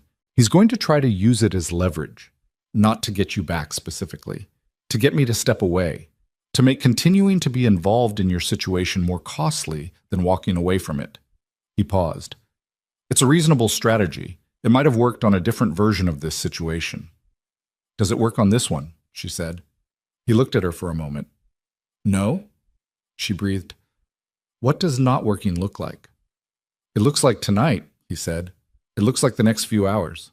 He laid it out for her, precisely in the same way Roman had laid things out. The map of the territory, the features of it, where she was standing in it. He told her that Rourke's people had been seen in the neighborhood around Belladonna at 8:30, which was 30 minutes before she'd left the apartment. He told her that Marcus had been reached and had closed the restaurant early and was currently at a location Trent didn't know about. He told her that the documentation Trent held had been identified through a chain she didn't need to understand, and that his people were working to neutralize it through channels that were faster than Trent anticipated. He told her that Trent, having lost the direct option of retrieval and having found the leverage option blocked faster than he'd planned for, was going to run out of moves quickly. "When someone runs out of moves," she said carefully, "and they're the kind of person he is—" "They stop being strategic," Nikolai said. "Yes." The word landed in the kitchen and stayed there. "He's going to come at you directly," she said. "Probably. Tonight." "Likely." She put the mug down. Her hands were steady. She noted this. "And you're going to let him?" He held her gaze. "I'm going to be where he comes." "That's not the same thing as letting him." "No," he said. "It's not." She looked at him, at the watchful face, the composed set of his shoulders, the quality of stillness in him that she'd been trying to read for weeks and had finally started to understand was not the stillness of a man who didn't feel things, but the stillness of a man who had made a permanent private decision about what he did with what he felt. "Why?" she said. He didn't answer immediately. "Because I'm tired of watching it happen to people," he said finally. Quiet. No performance in it. "And because you walked out of that building tonight, and that matters." He paused. "It matters to me." The kitchen held that. She didn't know what to say to it, so she said nothing, and he didn't seem to need her to say anything. And after a moment, he stood up and looked at Roman, and something passed between them in the nonverbal language they'd developed over 11 years. "Stay here," he said to her. "Don't open the back door for anyone except the woman who gave you the sweatshirt. Her name is Petra." "Where are you going?" "To finish this." "Nikolai." His name in her mouth for the first time. It stopped him. He turned. She looked at him. "Don't kill him," she said. Not a request, not quite a plea. Something in between, said with the directness she'd learned from watching him be direct. "Whatever he's done, Don't. He held her gaze for a long moment. All right, he said. He left. Roman left behind him. The kitchen was empty except for her and the fluorescent hum of the light above and the coffee going cold in the mug. She sat there. She lasted 6 minutes. The warehouse was Nikolai's choice, not Trent's. Trent had been moving toward Belladonna. His people had confirmed this at 10:15. Rourke's 2 men walking the block around the restaurant with the specific casual purpose of men doing reconnaissance, when Roman's people had made contact with Rourke directly. Not threatening. Informational. Rourke was a businessman, and Nikolai Vale was the kind of business reality that made other business realities recalculate very quickly. And the message Roman delivered was simple. Your client has been redirected. The address is yours if you want to pass it along. Rourke passed it along. Whether he understood what he was doing when he passed it along was not something anyone spent time analyzing afterward. The warehouse sat on the industrial edge of the near west side, a neighborhood that was half converted and half abandoned. Old manufacturing buildings that had been waiting 15 years for the development money to reach them. This one was 3 stories of reinforced concrete and rusted steel, the loading dock on the south face, 2 vehicle entrances. The interior a vast open space cut through with the shadows of old equipment and the sound of rain beginning on the metal roof. Nikolai arrived first. He came with Roman and 2 other men, not a show of force, a practical minimum, and they moved through the building's interior with flashlights and established the space with the efficiency of people who had done this kind of preparation before. The flood lamps were Roman's provision, 4 of them on portable stands positioned to illuminate the center of the space while leaving the perimeter in shadow. Not theatrical, functional. Nikolai wanted to see the man's face. Trent arrived at 11:08. He came with Rourke's 2 men and one of his own.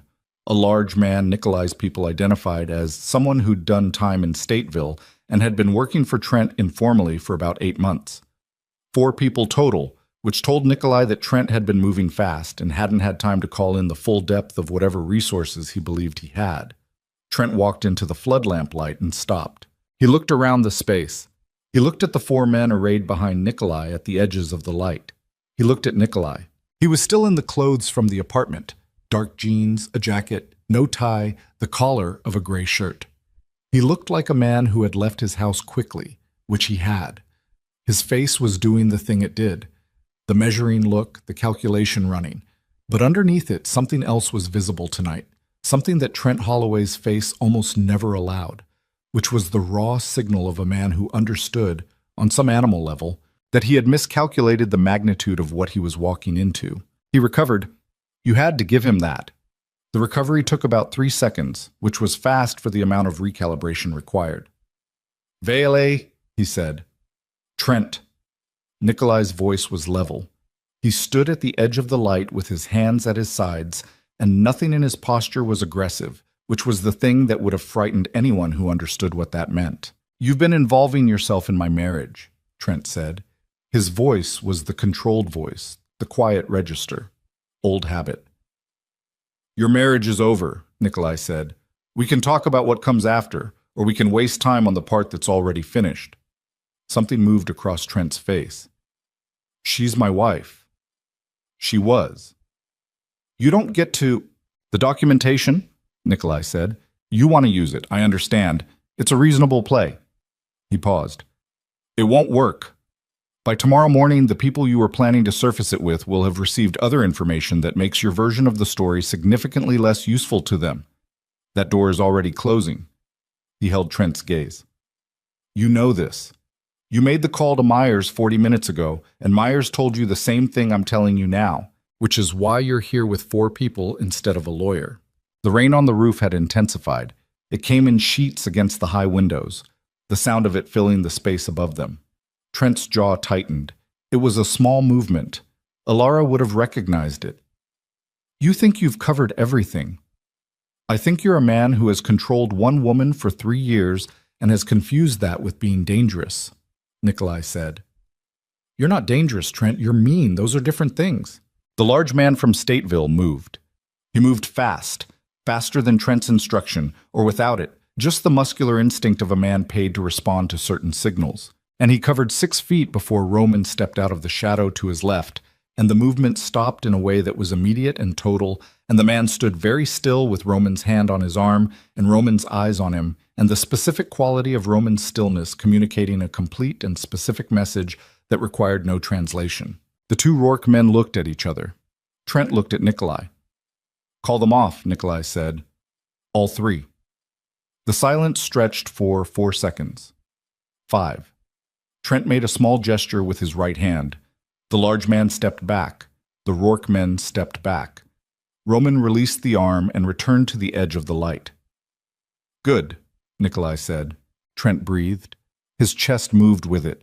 The first visible break in the performance of control, the physical acknowledgement of the situation he was standing in. He was still running the calculation. She would have known this. The calculation never stopped for him. But the variables had changed and were changing, and the results kept coming back wrong. "What do you want?" he said. "I want you to hear what I'm offering," Nikolai said. "Once. Clearly. So there's no confusion later about what you understood and when you understood it." Trent waited. "You leave Chicago," Nikolai said.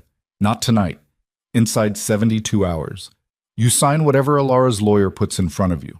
The divorce, the terms, everything. You do not contest. You do not communicate with her workplace, with anyone connected to her. You do not return to this city." He paused. "In exchange, I don't do what I'm capable of doing to a man who has spent 3 years breaking someone I consider to be under my protection." The rain, the flood lamps, the vast space of this warehouse with its old equipment shadows and its rusted roof. Trent's face had done something complicated during this speech. The calculation running, the variables shifting, the specific moment when a man realizes that the room he's standing in is not the room he thought he was walking into. He was angry. She would have known the precise frequency of it, the particular quality of his anger going cold and hard rather than hot. But the anger was hitting something larger than itself and dispersing. "You can't make me leave my own city," he said. "I'm not making you do anything," Nikolai said. "I'm telling you the cost of not choosing to." "What cost?" "Every arrangement you have. Every informal business relationship. Every handshake deal that depends on other people choosing not to look too closely at your history." Nikolai's voice was still level, still unhurried. "I have 11 years of relationships in this city. Your 3 years of accumulated leverage is a week's work to me." He paused. "I don't want to spend the week, so I'm offering you the alternative." Trent stared at him, the calculation running. "She's not worth this," Trent said. The word she had a specific quality when he said it, not contempt exactly, something more particular, the sound of a man who had spent years reducing someone to a single manageable category and was now confronted with evidence that the reduction had been incorrect. "That's where you're wrong," Nikolai said. The silence was long. Trent looked around the space, at Roman, at the men at the edges of the light, at the rain-streaked windows above, and the looking had a quality she would have recognized as the final assessment, the moment when he computed the available exits and found them limited. 72 hours, Trent said. 72 hours. And the documentation? Neutralized. On my end. What you do with your copies is your business, but they'll be useless. Nikolai held his gaze. Trent, I want to be clear about one thing before you decide. Trent waited. If you take this, Nikolai said, it's finished. You leave, and it's finished, and you never exist in her life again. That's the deal. His voice didn't change in volume or register, but something in it sharpened, the way a clean edge is sharp. Not jagged, just definitive. If you don't take it, I'm going to dismantle everything you've built, piece by piece, until there's nothing left that you recognize as yours. And I'm not going to rush it. I'm going to take my time. A pause. Decide. The warehouse breathed around them. The rain came down. Trent Holloway stood in the flood lamplight with 3 men behind him and 4 men at the edges of the shadows, and the full weight of everything he'd spent 3 years constructing. The control, the architecture, the careful management of another person's existence, pressing down on him from every direction, and the face that had learned to perform restraint went through something that was not performance. Something that was the actual experience of a man who had built his entire identity on the premise that he was the most dangerous thing in any room he entered and had just discovered that he was not. He turned. He walked toward the loading dock entrance without speaking. His 3 men followed. The door opened. The cold November air came in with a rush of rain smell and city sound. The door closed. The warehouse was quiet except for the rain. Roman exhaled through his nose. One of the men at the edge of the light shifted weight. Nikolai stood still in the floodlamp glow for a moment, looking at the closed door. His face was unreadable. Then he turned and looked at Roman and said, "The lawyer, first thing tomorrow." "Already scheduled," Roman said. Nikolai nodded. He picked up his jacket from where he'd set it on a crate at the edge of the light. He walked toward the vehicle entrance. He stopped. He stood there with his back to the room and his hand on the door frame, and he said, quietly, to the empty space in front of him, "To no particular person." "She asked me not to." Roman said nothing. "I remember that," Nikolai said. He pushed the door open and walked out into the rain. She was still in the kitchen when she heard the back door. Petra had come through once, around 11, to tell her that things were proceeding and to offer more coffee. And she'd taken the coffee and sat with it and not drunk it and thought about things she had no information to think about clearly yet, which was its own specific kind of suffering. The waiting room suffering, the suspended in uncertainty suffering that she'd spent 3 years in the middle of and had perhaps naively assumed she was close to being done with. The back door. She stood up. Nikolai came through it. His jacket was damp at the shoulders from the rain. His face was composed. He looked at her, and she looked at him. And she read his face the way she'd been learning to read it over these weeks, past the watchfulness, past the performance of nothing, into the actual information underneath. "He's gone," he said. She breathed. "He's not, no. He's gone." He said it simply. "He'll sign the papers. He'll leave." A pause. "It's done." She sat back down. The chair caught her. Her hands were on the table and they were shaking now, finally shaking, the steadiness exhausted, the body reclaiming what it had been owed for hours. And she looked at her shaking hands and felt a specific shame about them, and then felt the shame dissolve because she was sitting in a kitchen in a sweatshirt in November, having just walked out of the life that had been making her shake for 3 years, and the shaking seemed proportionate. He sat down across from her. He didn't touch her hands. He didn't speak. He sat there, close enough, present enough, and let the shaking happen without making it into something that required her management. She looked up at him. "He's going to be angry," she said, "when the deal feels real. When he's somewhere else and the anger has nowhere productive to go. He's going to be angry somewhere else," Nikolai said. "That's what I need you to hear. Somewhere else." She looked at him. Something in the kitchen had shifted. The quality of the air, or the quality of being two people in a room together without the weight of everything pending pressing down from every surface. Just the rain outside. Just the fluorescent hum. Just this. "I said your name," she said, "when you were leaving." "I know," he said. "I didn't plan to." "I know that too." She held his gaze. The watching face. The patience that wasn't waiting for anything, but was just there. Just present. The way something solid was present. "What happens now?" she said. He reached across the table and put his hand over hers.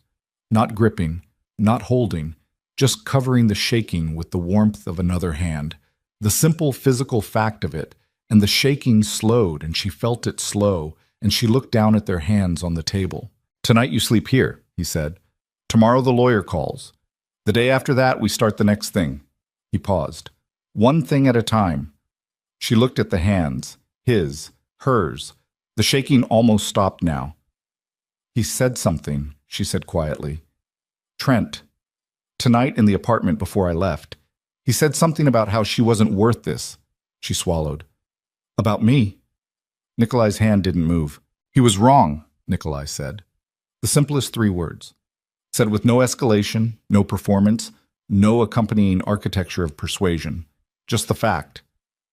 She looked up at him. He was looking at her the same way he'd looked at her in the north alcove of Belladonna the first day. The look that went through the surface and didn't look away from what was underneath. And the thing she felt in her chest was enormous, and she didn't have a name for it, and she didn't need one yet. "I need to tell you something," he said. "Before tomorrow. Before the lawyer and the papers and everything that comes after." She waited. He looked at her hands, then at her face. Then, with the particular quality of a man who has decided to say a true thing regardless of what it costs. I have loved you since the day you stood in that room and answered my question with your whole face while your voice said something different.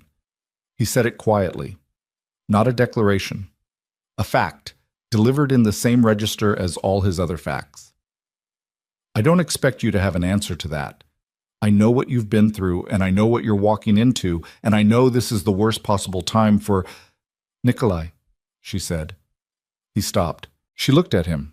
She had not looked at anyone like this in a very long time. The looking felt enormous and frightening, and also, underneath all of that, the most honest thing she had done in years. I know, she said. Quiet. Direct.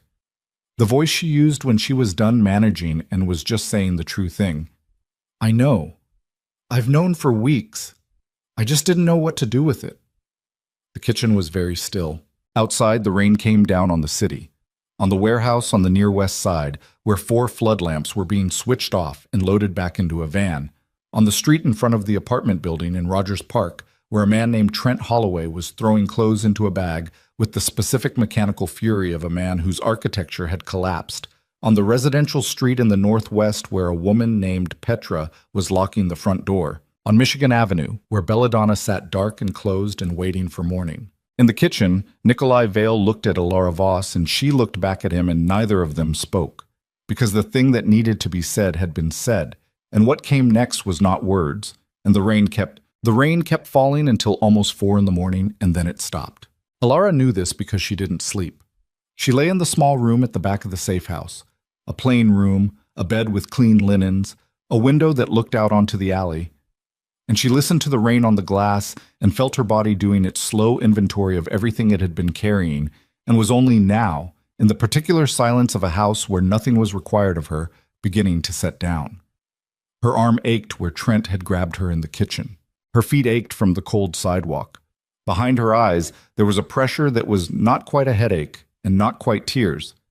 Something in between, something that didn't have a clean name. She lay still and let the inventory happen.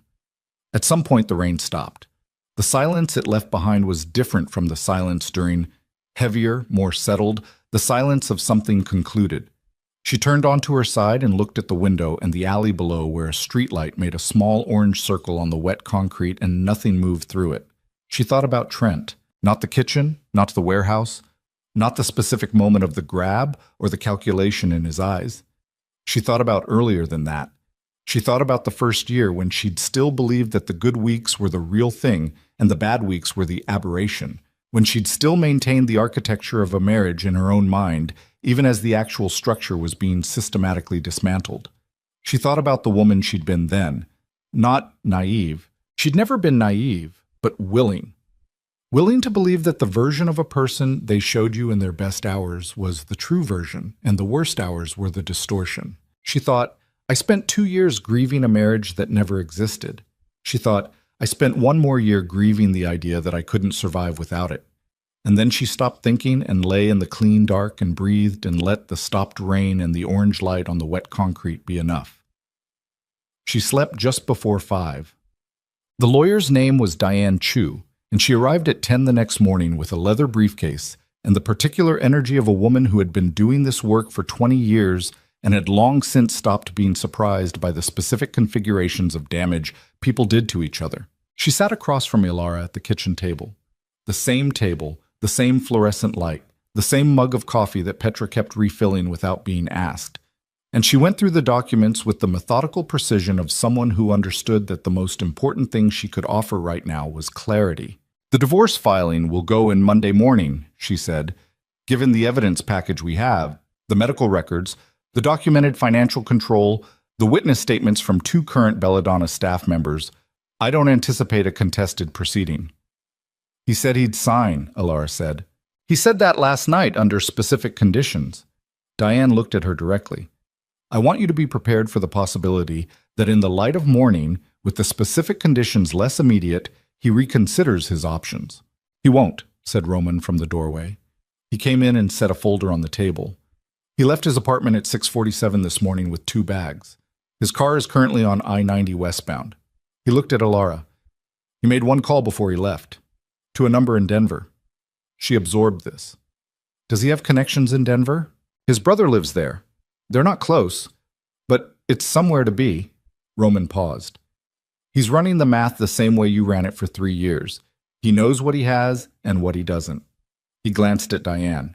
He'll sign. Diane looked at the folder, then at Alara. The restraining order goes in simultaneously with the divorce filing.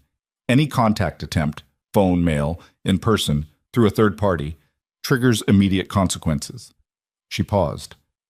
I want to be clear about something. This protection is real. It has teeth.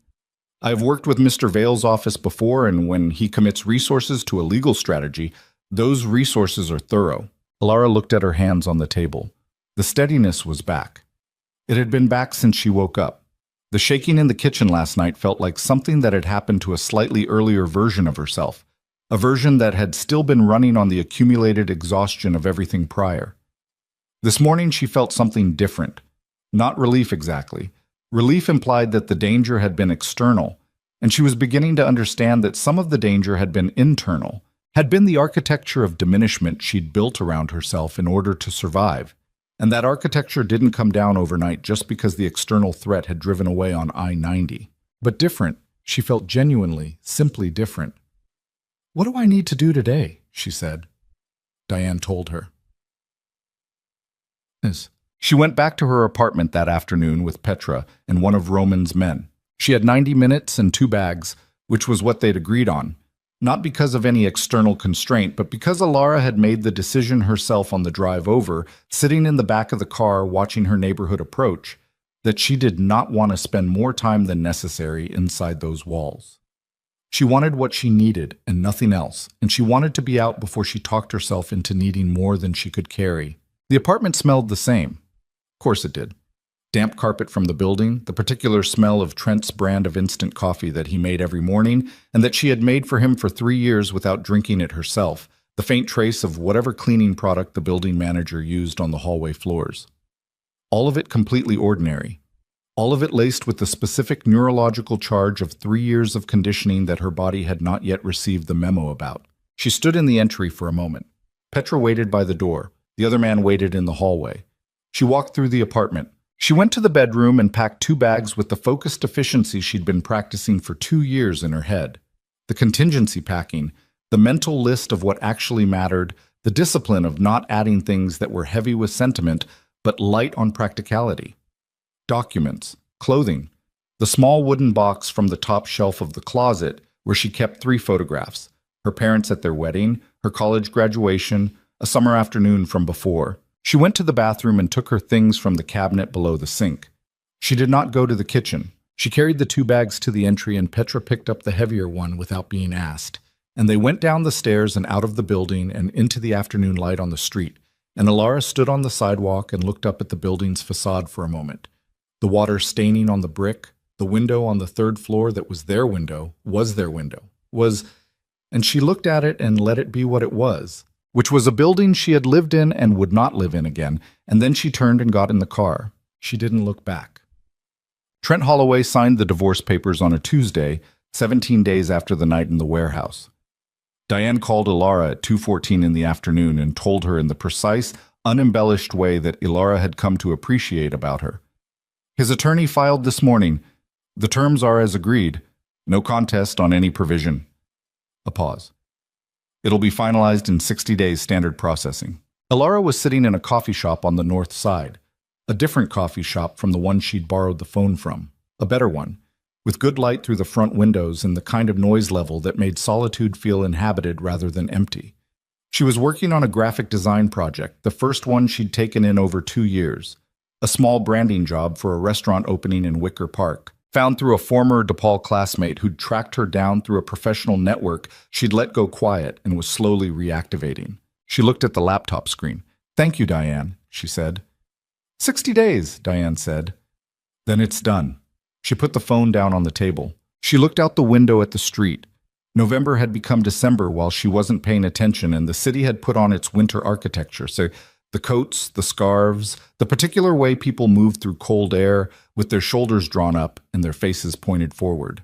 She watched them move past the window and she thought about 60 days and what 60 days meant and what done meant when you were talking about the conclusion of something that had taken 3 years to build and had cost things that 60 days could not return. She picked up her coffee. She went back to work. Marcus called the following week. "I want you back," he said without preamble, which was his style. Full section. Your schedule, within reason. No questions about what happened. She was in the small apartment she'd taken in Lincoln Square. A one-bedroom on the second floor of a graystone, the kind of place that was affordable and solid and had a window in the kitchen that got morning light, which was the thing she'd specified when Diane's office had helped her with the lease. The one concrete aesthetic requirement she'd allowed herself. Morning light. "I'm not ready for full section yet," she said. "Half section. Lunch only, to start." She looked at the kitchen window, the morning light on the sill. "Give me 3 weeks," she said. "2," he said, "and I'm giving you Thursdays." She understood what he meant. Thursdays were Nikolai's standing reservation. "Marcus," she said. "It's your call," he said. "It's always been your call. I'm just telling you what's available." She sat with that. 2 weeks, she said. "Lunch only." "Good," he said. "And Alara." A pause. "I'm sorry I didn't tell you about him coming in, the time he came and asked." "I know," she said. "It's all right." "It's not, really." "No," she said. "But it's done." She hung up. She called Nikolai that evening. Not Roman. Nikolai directly, the number she'd had since the third Thursday, the one she'd memorized and never used for anything except that one night. The night she'd sent "I need to leave." She called it now, and he answered on the second ring, and she could hear in the half-second of ambient sound before he spoke that he was somewhere with other people, some background conversation, a room in operation. "Alara," he said, "are you busy?" "Give me a minute." She heard him move, a door, and then quiet. "All right." "I'm coming back to the restaurant," she said. "In 2 weeks." A pause. "Good. Thursdays are my section." Another pause. Shorter. "I heard." "I wanted to tell you directly," she said. So you didn't arrive on a Thursday and find me there without warning." "I appreciate that." She looked at the kitchen window. Dark now, the light long gone. The street outside the front windows making its usual noise. "I've been thinking," she said. "About what?" "About what you said. In the kitchen." She kept her voice even. Not managed even. The professional composure. Actually even. The way things were even when they'd been looked at directly and accepted. "About what I said back." He was quiet. Not a tense quiet. Just present. "I don't know what I'm ready for," she said. "I want to be honest about that. I'm 60 days from a divorce being finalized, and I'm 2 weeks from going back to work, and there are nights where I wake up and check the door locks, and I'm not entirely sure why." She paused. "I wanted you to know that I meant what I said, and that I also need to figure out what I mean by it when it's not 11 at night in a kitchen after the worst day of my life." He was quiet for a moment. "That's the most reasonable thing anyone has ever said to me," he said. She almost smiled. Felt the shape of it moving across her face in the dark kitchen. "I thought you might think it was complicated." "It's honest," he said. "I'll take honest over easy every time." A pause. "Alara, I'm not going anywhere. I'm also not waiting in the specific way that creates pressure. I'm just here, however that's useful." She looked at the window. "Thursday in 2 weeks," she said. "I'll be there," he said. She lowered the phone and sat in the kitchen in the dark, and felt the particular quality of the quiet that existed when the thing you were afraid to say had been said and the world had not collapsed around it. Just the dark. Just the street noise. Just the morning light that would come through the window in about 9 hours, whether anything else was resolved or not. She went to bed and slept without checking the locks twice. 63 days after Trent Holloway signed the papers, on a January morning so cold the city's exhaled breath hung visible in the air above the sidewalks, Diane Chu called and said 3 words. "It's finalized. Done." Alara was walking to the bus stop. The bus stop she walked to now was on a different line in a different neighborhood, and she had learned its rhythm over the last 2 months. The 742 that ran on time, and the 751 that never did. The particular regulars she nodded to. the newspaper box on the corner with the scratched plastic window. She had learned the rhythm the way she'd learned all the rhythms of the new life. Slowly, deliberately, without the survival coding that had made every previous routine feel like a contingency plan. She stopped on the sidewalk. "Done," she said. "Finalized and recorded," Diane said. "The restraining order is permanent. If he violates it, contact, proximity, third-party communication, call me first, then the police." "I know." "You're also cleared on the name restoration. Voss, as of today, if you want it." She stood on the sidewalk in the January cold with her breath visible in the air in front of her, and she thought about the name. Voss. She'd been Holloway for 3 years and Voss for 28 before that, and the name felt like putting on a coat she'd taken off in a hurry and found hung exactly where she'd left it, a little cold from the time without her in it, but otherwise intact, otherwise hers. "Yes," she said. "I want it." "Done," Diane said again. "Take care of yourself, Alara." "I will," she said. And meant it specifically, not as a social formula, but as an actual commitment to an actual practice that she had been slowly, carefully, imperfectly building for 2 months. The eating at the right hours, the sleeping without the door lock ritual, the graphic design work that had expanded from one small restaurant branding job to 3 projects, and the beginning of a small professional identity being reconstructed from its foundations. The twice-weekly sessions with a therapist named Dr. Keene, whose office smelled of coffee and who had the useful quality of not letting her manage the conversation. She put the phone in her pocket. She stood on the sidewalk in the cold. Alara Voss.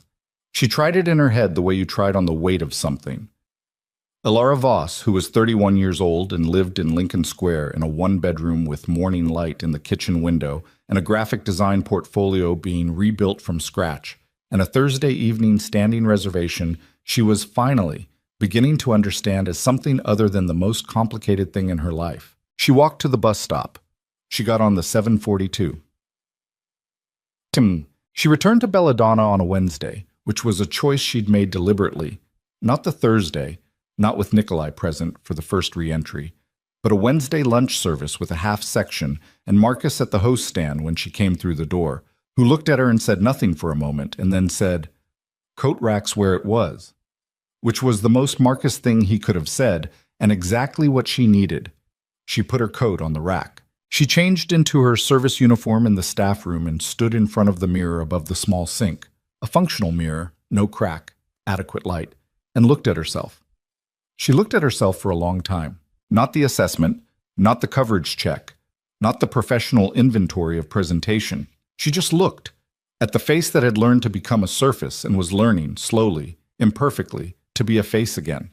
At the eyes that were tired in a different way now. Not the survival tired, the constant allocation of resources tired, but the ordinary tired of someone who had been through something significant and was on the other side of it and was dealing with the ordinary aftermath of that. At the line of her jaw, the set of her mouth, she thought about the mirror in the apartment on Devon, the cracked one, with its particular quality of fracturing her reflection into 2 offset versions of herself. She thought about standing in front of it in the early mornings doing the coverage work, the performance of normalcy, the construction of the face that could go into the world and function without revealing the cost of the night before. She thought, that was real. It happened.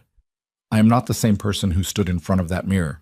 She thought, I am also still that person because you don't stop being what you've survived. You just stop being only that. She put her apron on and went out to her section. Thursday arrived.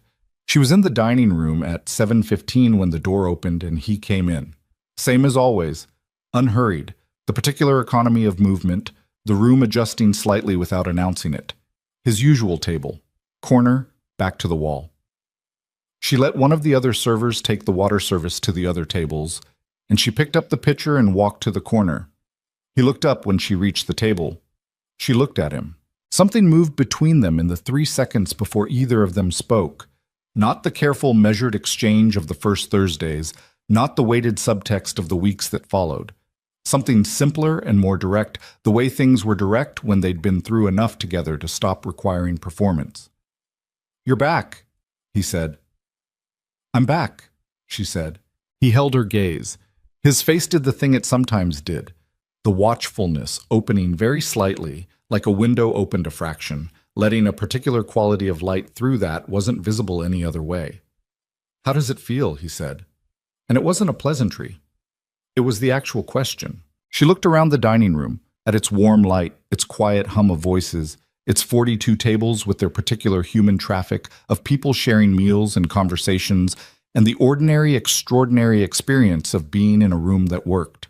She looked at the service station where she'd stood hundreds of times with the water pitcher and the professional composure and the face built for surviving.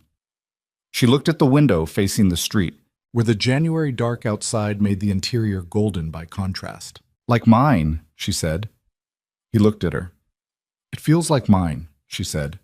"Not the restaurant, not the room, the feeling, the standing in the room, the being present in her own life without the constant overhead cost of managing someone else's danger."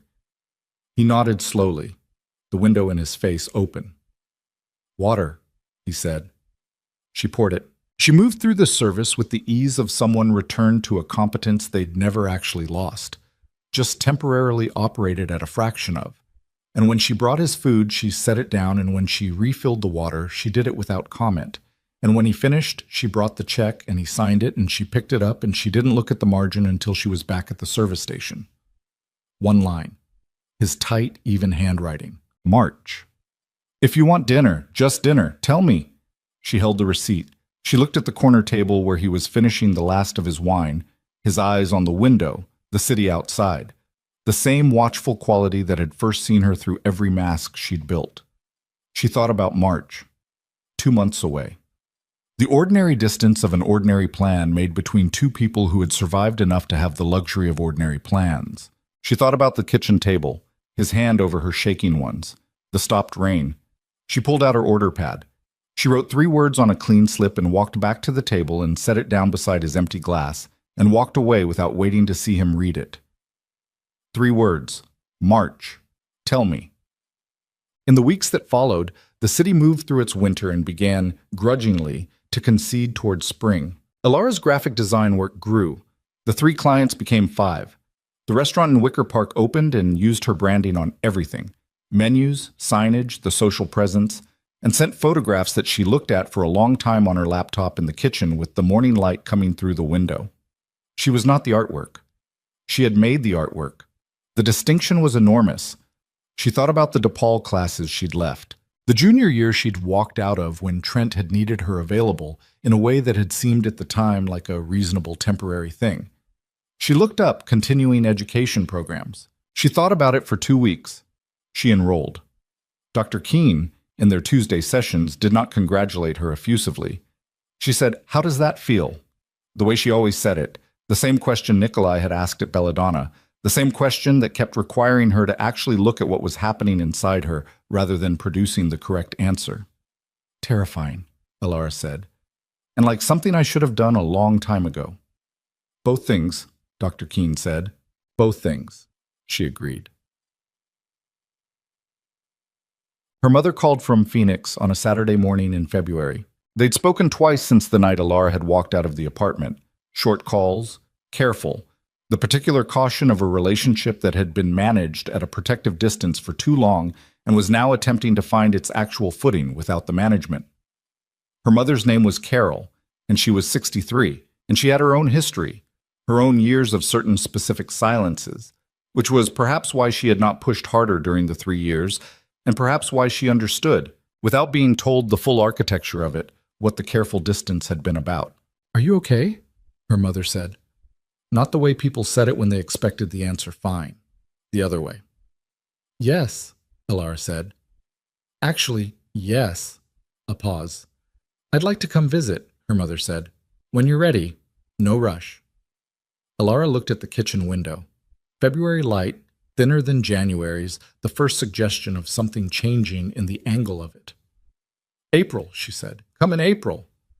"April," her mother said, like an agreement made on solid ground.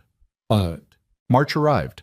They had dinner at a restaurant that was neither Belladonna nor anywhere either of them had been before. A choice she'd made deliberately, a neutral ground, a new place. Italian, small, on a residential street in Andersonville. The kind of place that took reservations for Tuesday nights and ran out of the fish special by 8. She arrived first and was seated when he came in, and she watched him cross the room toward her with the particular quality of attention she'd spent months learning to trust. Not the attention of someone managing a situation, not the attention of someone running a calculation, just the specific undivided attention of a person arriving somewhere they want to be. He sat down. "Hi," she said. "Hi," he said. They looked at each other across the small table in the warm light of a Tuesday night in March, and the silence between them had none of the weight it once carried, none of the subtext, none of the careful management, none of the freight of everything pending and unresolved, just the simple silence of two people sitting down together. "You look different," he said. "Different how?" He considered it. "Like you're actually here," he said. She understood what he meant. "I'm working on it," she said, "but I'm being here. I'm better at it than I was." "I know." He picked up the menu. "I've been watching." "I know you have," she said. "I've been watching you watch." He looked up from the menu. Something in his face did the window thing. She picked up her own menu. They ordered, they ate, they talked the way people talked when they'd been through something significant together, and were now finding out who they were to each other on the other side of it, carefully at first, and then less carefully, and then not carefully at all. The conversation ranging through the ordinary topography of two people learning each other's actual content.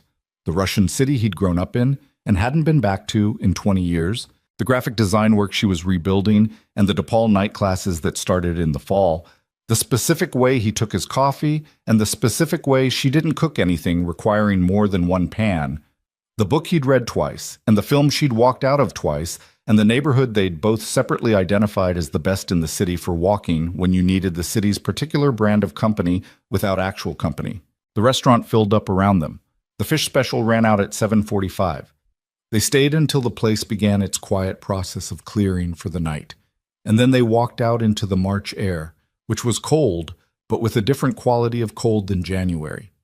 The cold that was already anticipating its own ending. The cold that had begun to carry within it the distant structural suggestion of warmth.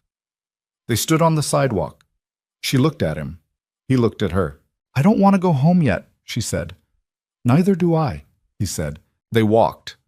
No destination, no plan, the city moving around them in its particular Friday-adjacent Tuesday night energy. The restaurants open, the bars lit, the lake somewhere behind the buildings making its perpetual cold insistence on existing. They walked north and then east, and at some point she put her hand through his arm the way you did in cold weather, and he didn't make it into anything, just adjusted slightly so the fit was better and kept walking. She thought about a cracked mirror in an apartment she no longer lived in. She thought about a service station in a warm restaurant where she'd stood with her back to the room learning to breathe. She thought about a kitchen table and shaking hands and a man who covered them without gripping them and the stopped rain. She thought about the specific quality of a life being rebuilt rather than survived. The difference in the grain of it, the difference in the forward direction, the way a rebuilt thing was not the original thing and was not trying to be, and was therefore, in some way that required the whole experience of losing the original to understand better. She looked up at the city's skyline against the March dark. Its particular cut against the low clouds, the lights of it reflected in the lake, she could feel more than see. She thought, "I am here. I am actually here." Nikolai said nothing. He walked beside her in the cold with his hands in his pockets, and her hand through his arm, and his eyes on the street ahead, and the quality of his presence was the thing it had always been. Solid, unhurried, the patience that wasn't waiting for anything but was just there. And she felt it not as a weight or an obligation or a structure built around her, but as the simple, reliable fact of another person choosing to be in the same place. She thought about the ring she'd seen once, months from now, on a Thursday evening in the warm light of belladonna. She couldn't know this yet, but she would remember it later, when it happened, as something that had been moving toward her since the first night she'd picked up a water pitcher and walked toward a corner table. She would remember thinking, "I know this feeling." Not the fear of it, not the performance of readiness, just the knowing. The simple, unglamorous, hard-won knowing of a woman who had looked at herself in enough mirrors, cracked and whole, with concealer, and without, in the honest light of morning and the flattering light of restaurant dining rooms, to understand the difference between what she was told she was and what she actually was. But that was later. Now there was just the March night and the cold air and the city moving around them without stopping for anyone, the way it always had, the way it always would, and the two of them walking through it with the specific unhurried quality of people who had stopped running from something and hadn't yet started running toward anything in particular, and were finding, in that space between, something that neither of them had been certain they still knew how to want. Not safety, exactly. Safety was too small a word for it. Not happiness, exactly. Happiness was too easy. Something more like presence, the actual experience of being in a life. Being inside it rather than managing it from a careful external distance. The specific weight and texture and temperature of a Tuesday night in March, with cold air on your face and a city around you that doesn't care whether you make it but doesn't stop you from making it either. She held his arm. He walked beside her. The city went on. 6 months later, Belladonna received a small framed piece of graphic design art from an anonymous source, a stylized rendering of the restaurant's facade in clean modern lines, sent without explanation. Marcus hung it in the entry hallway near the coat rack, where it caught the light from the dining room door. He knew who it was from. He didn't say anything. He left it where the light was good.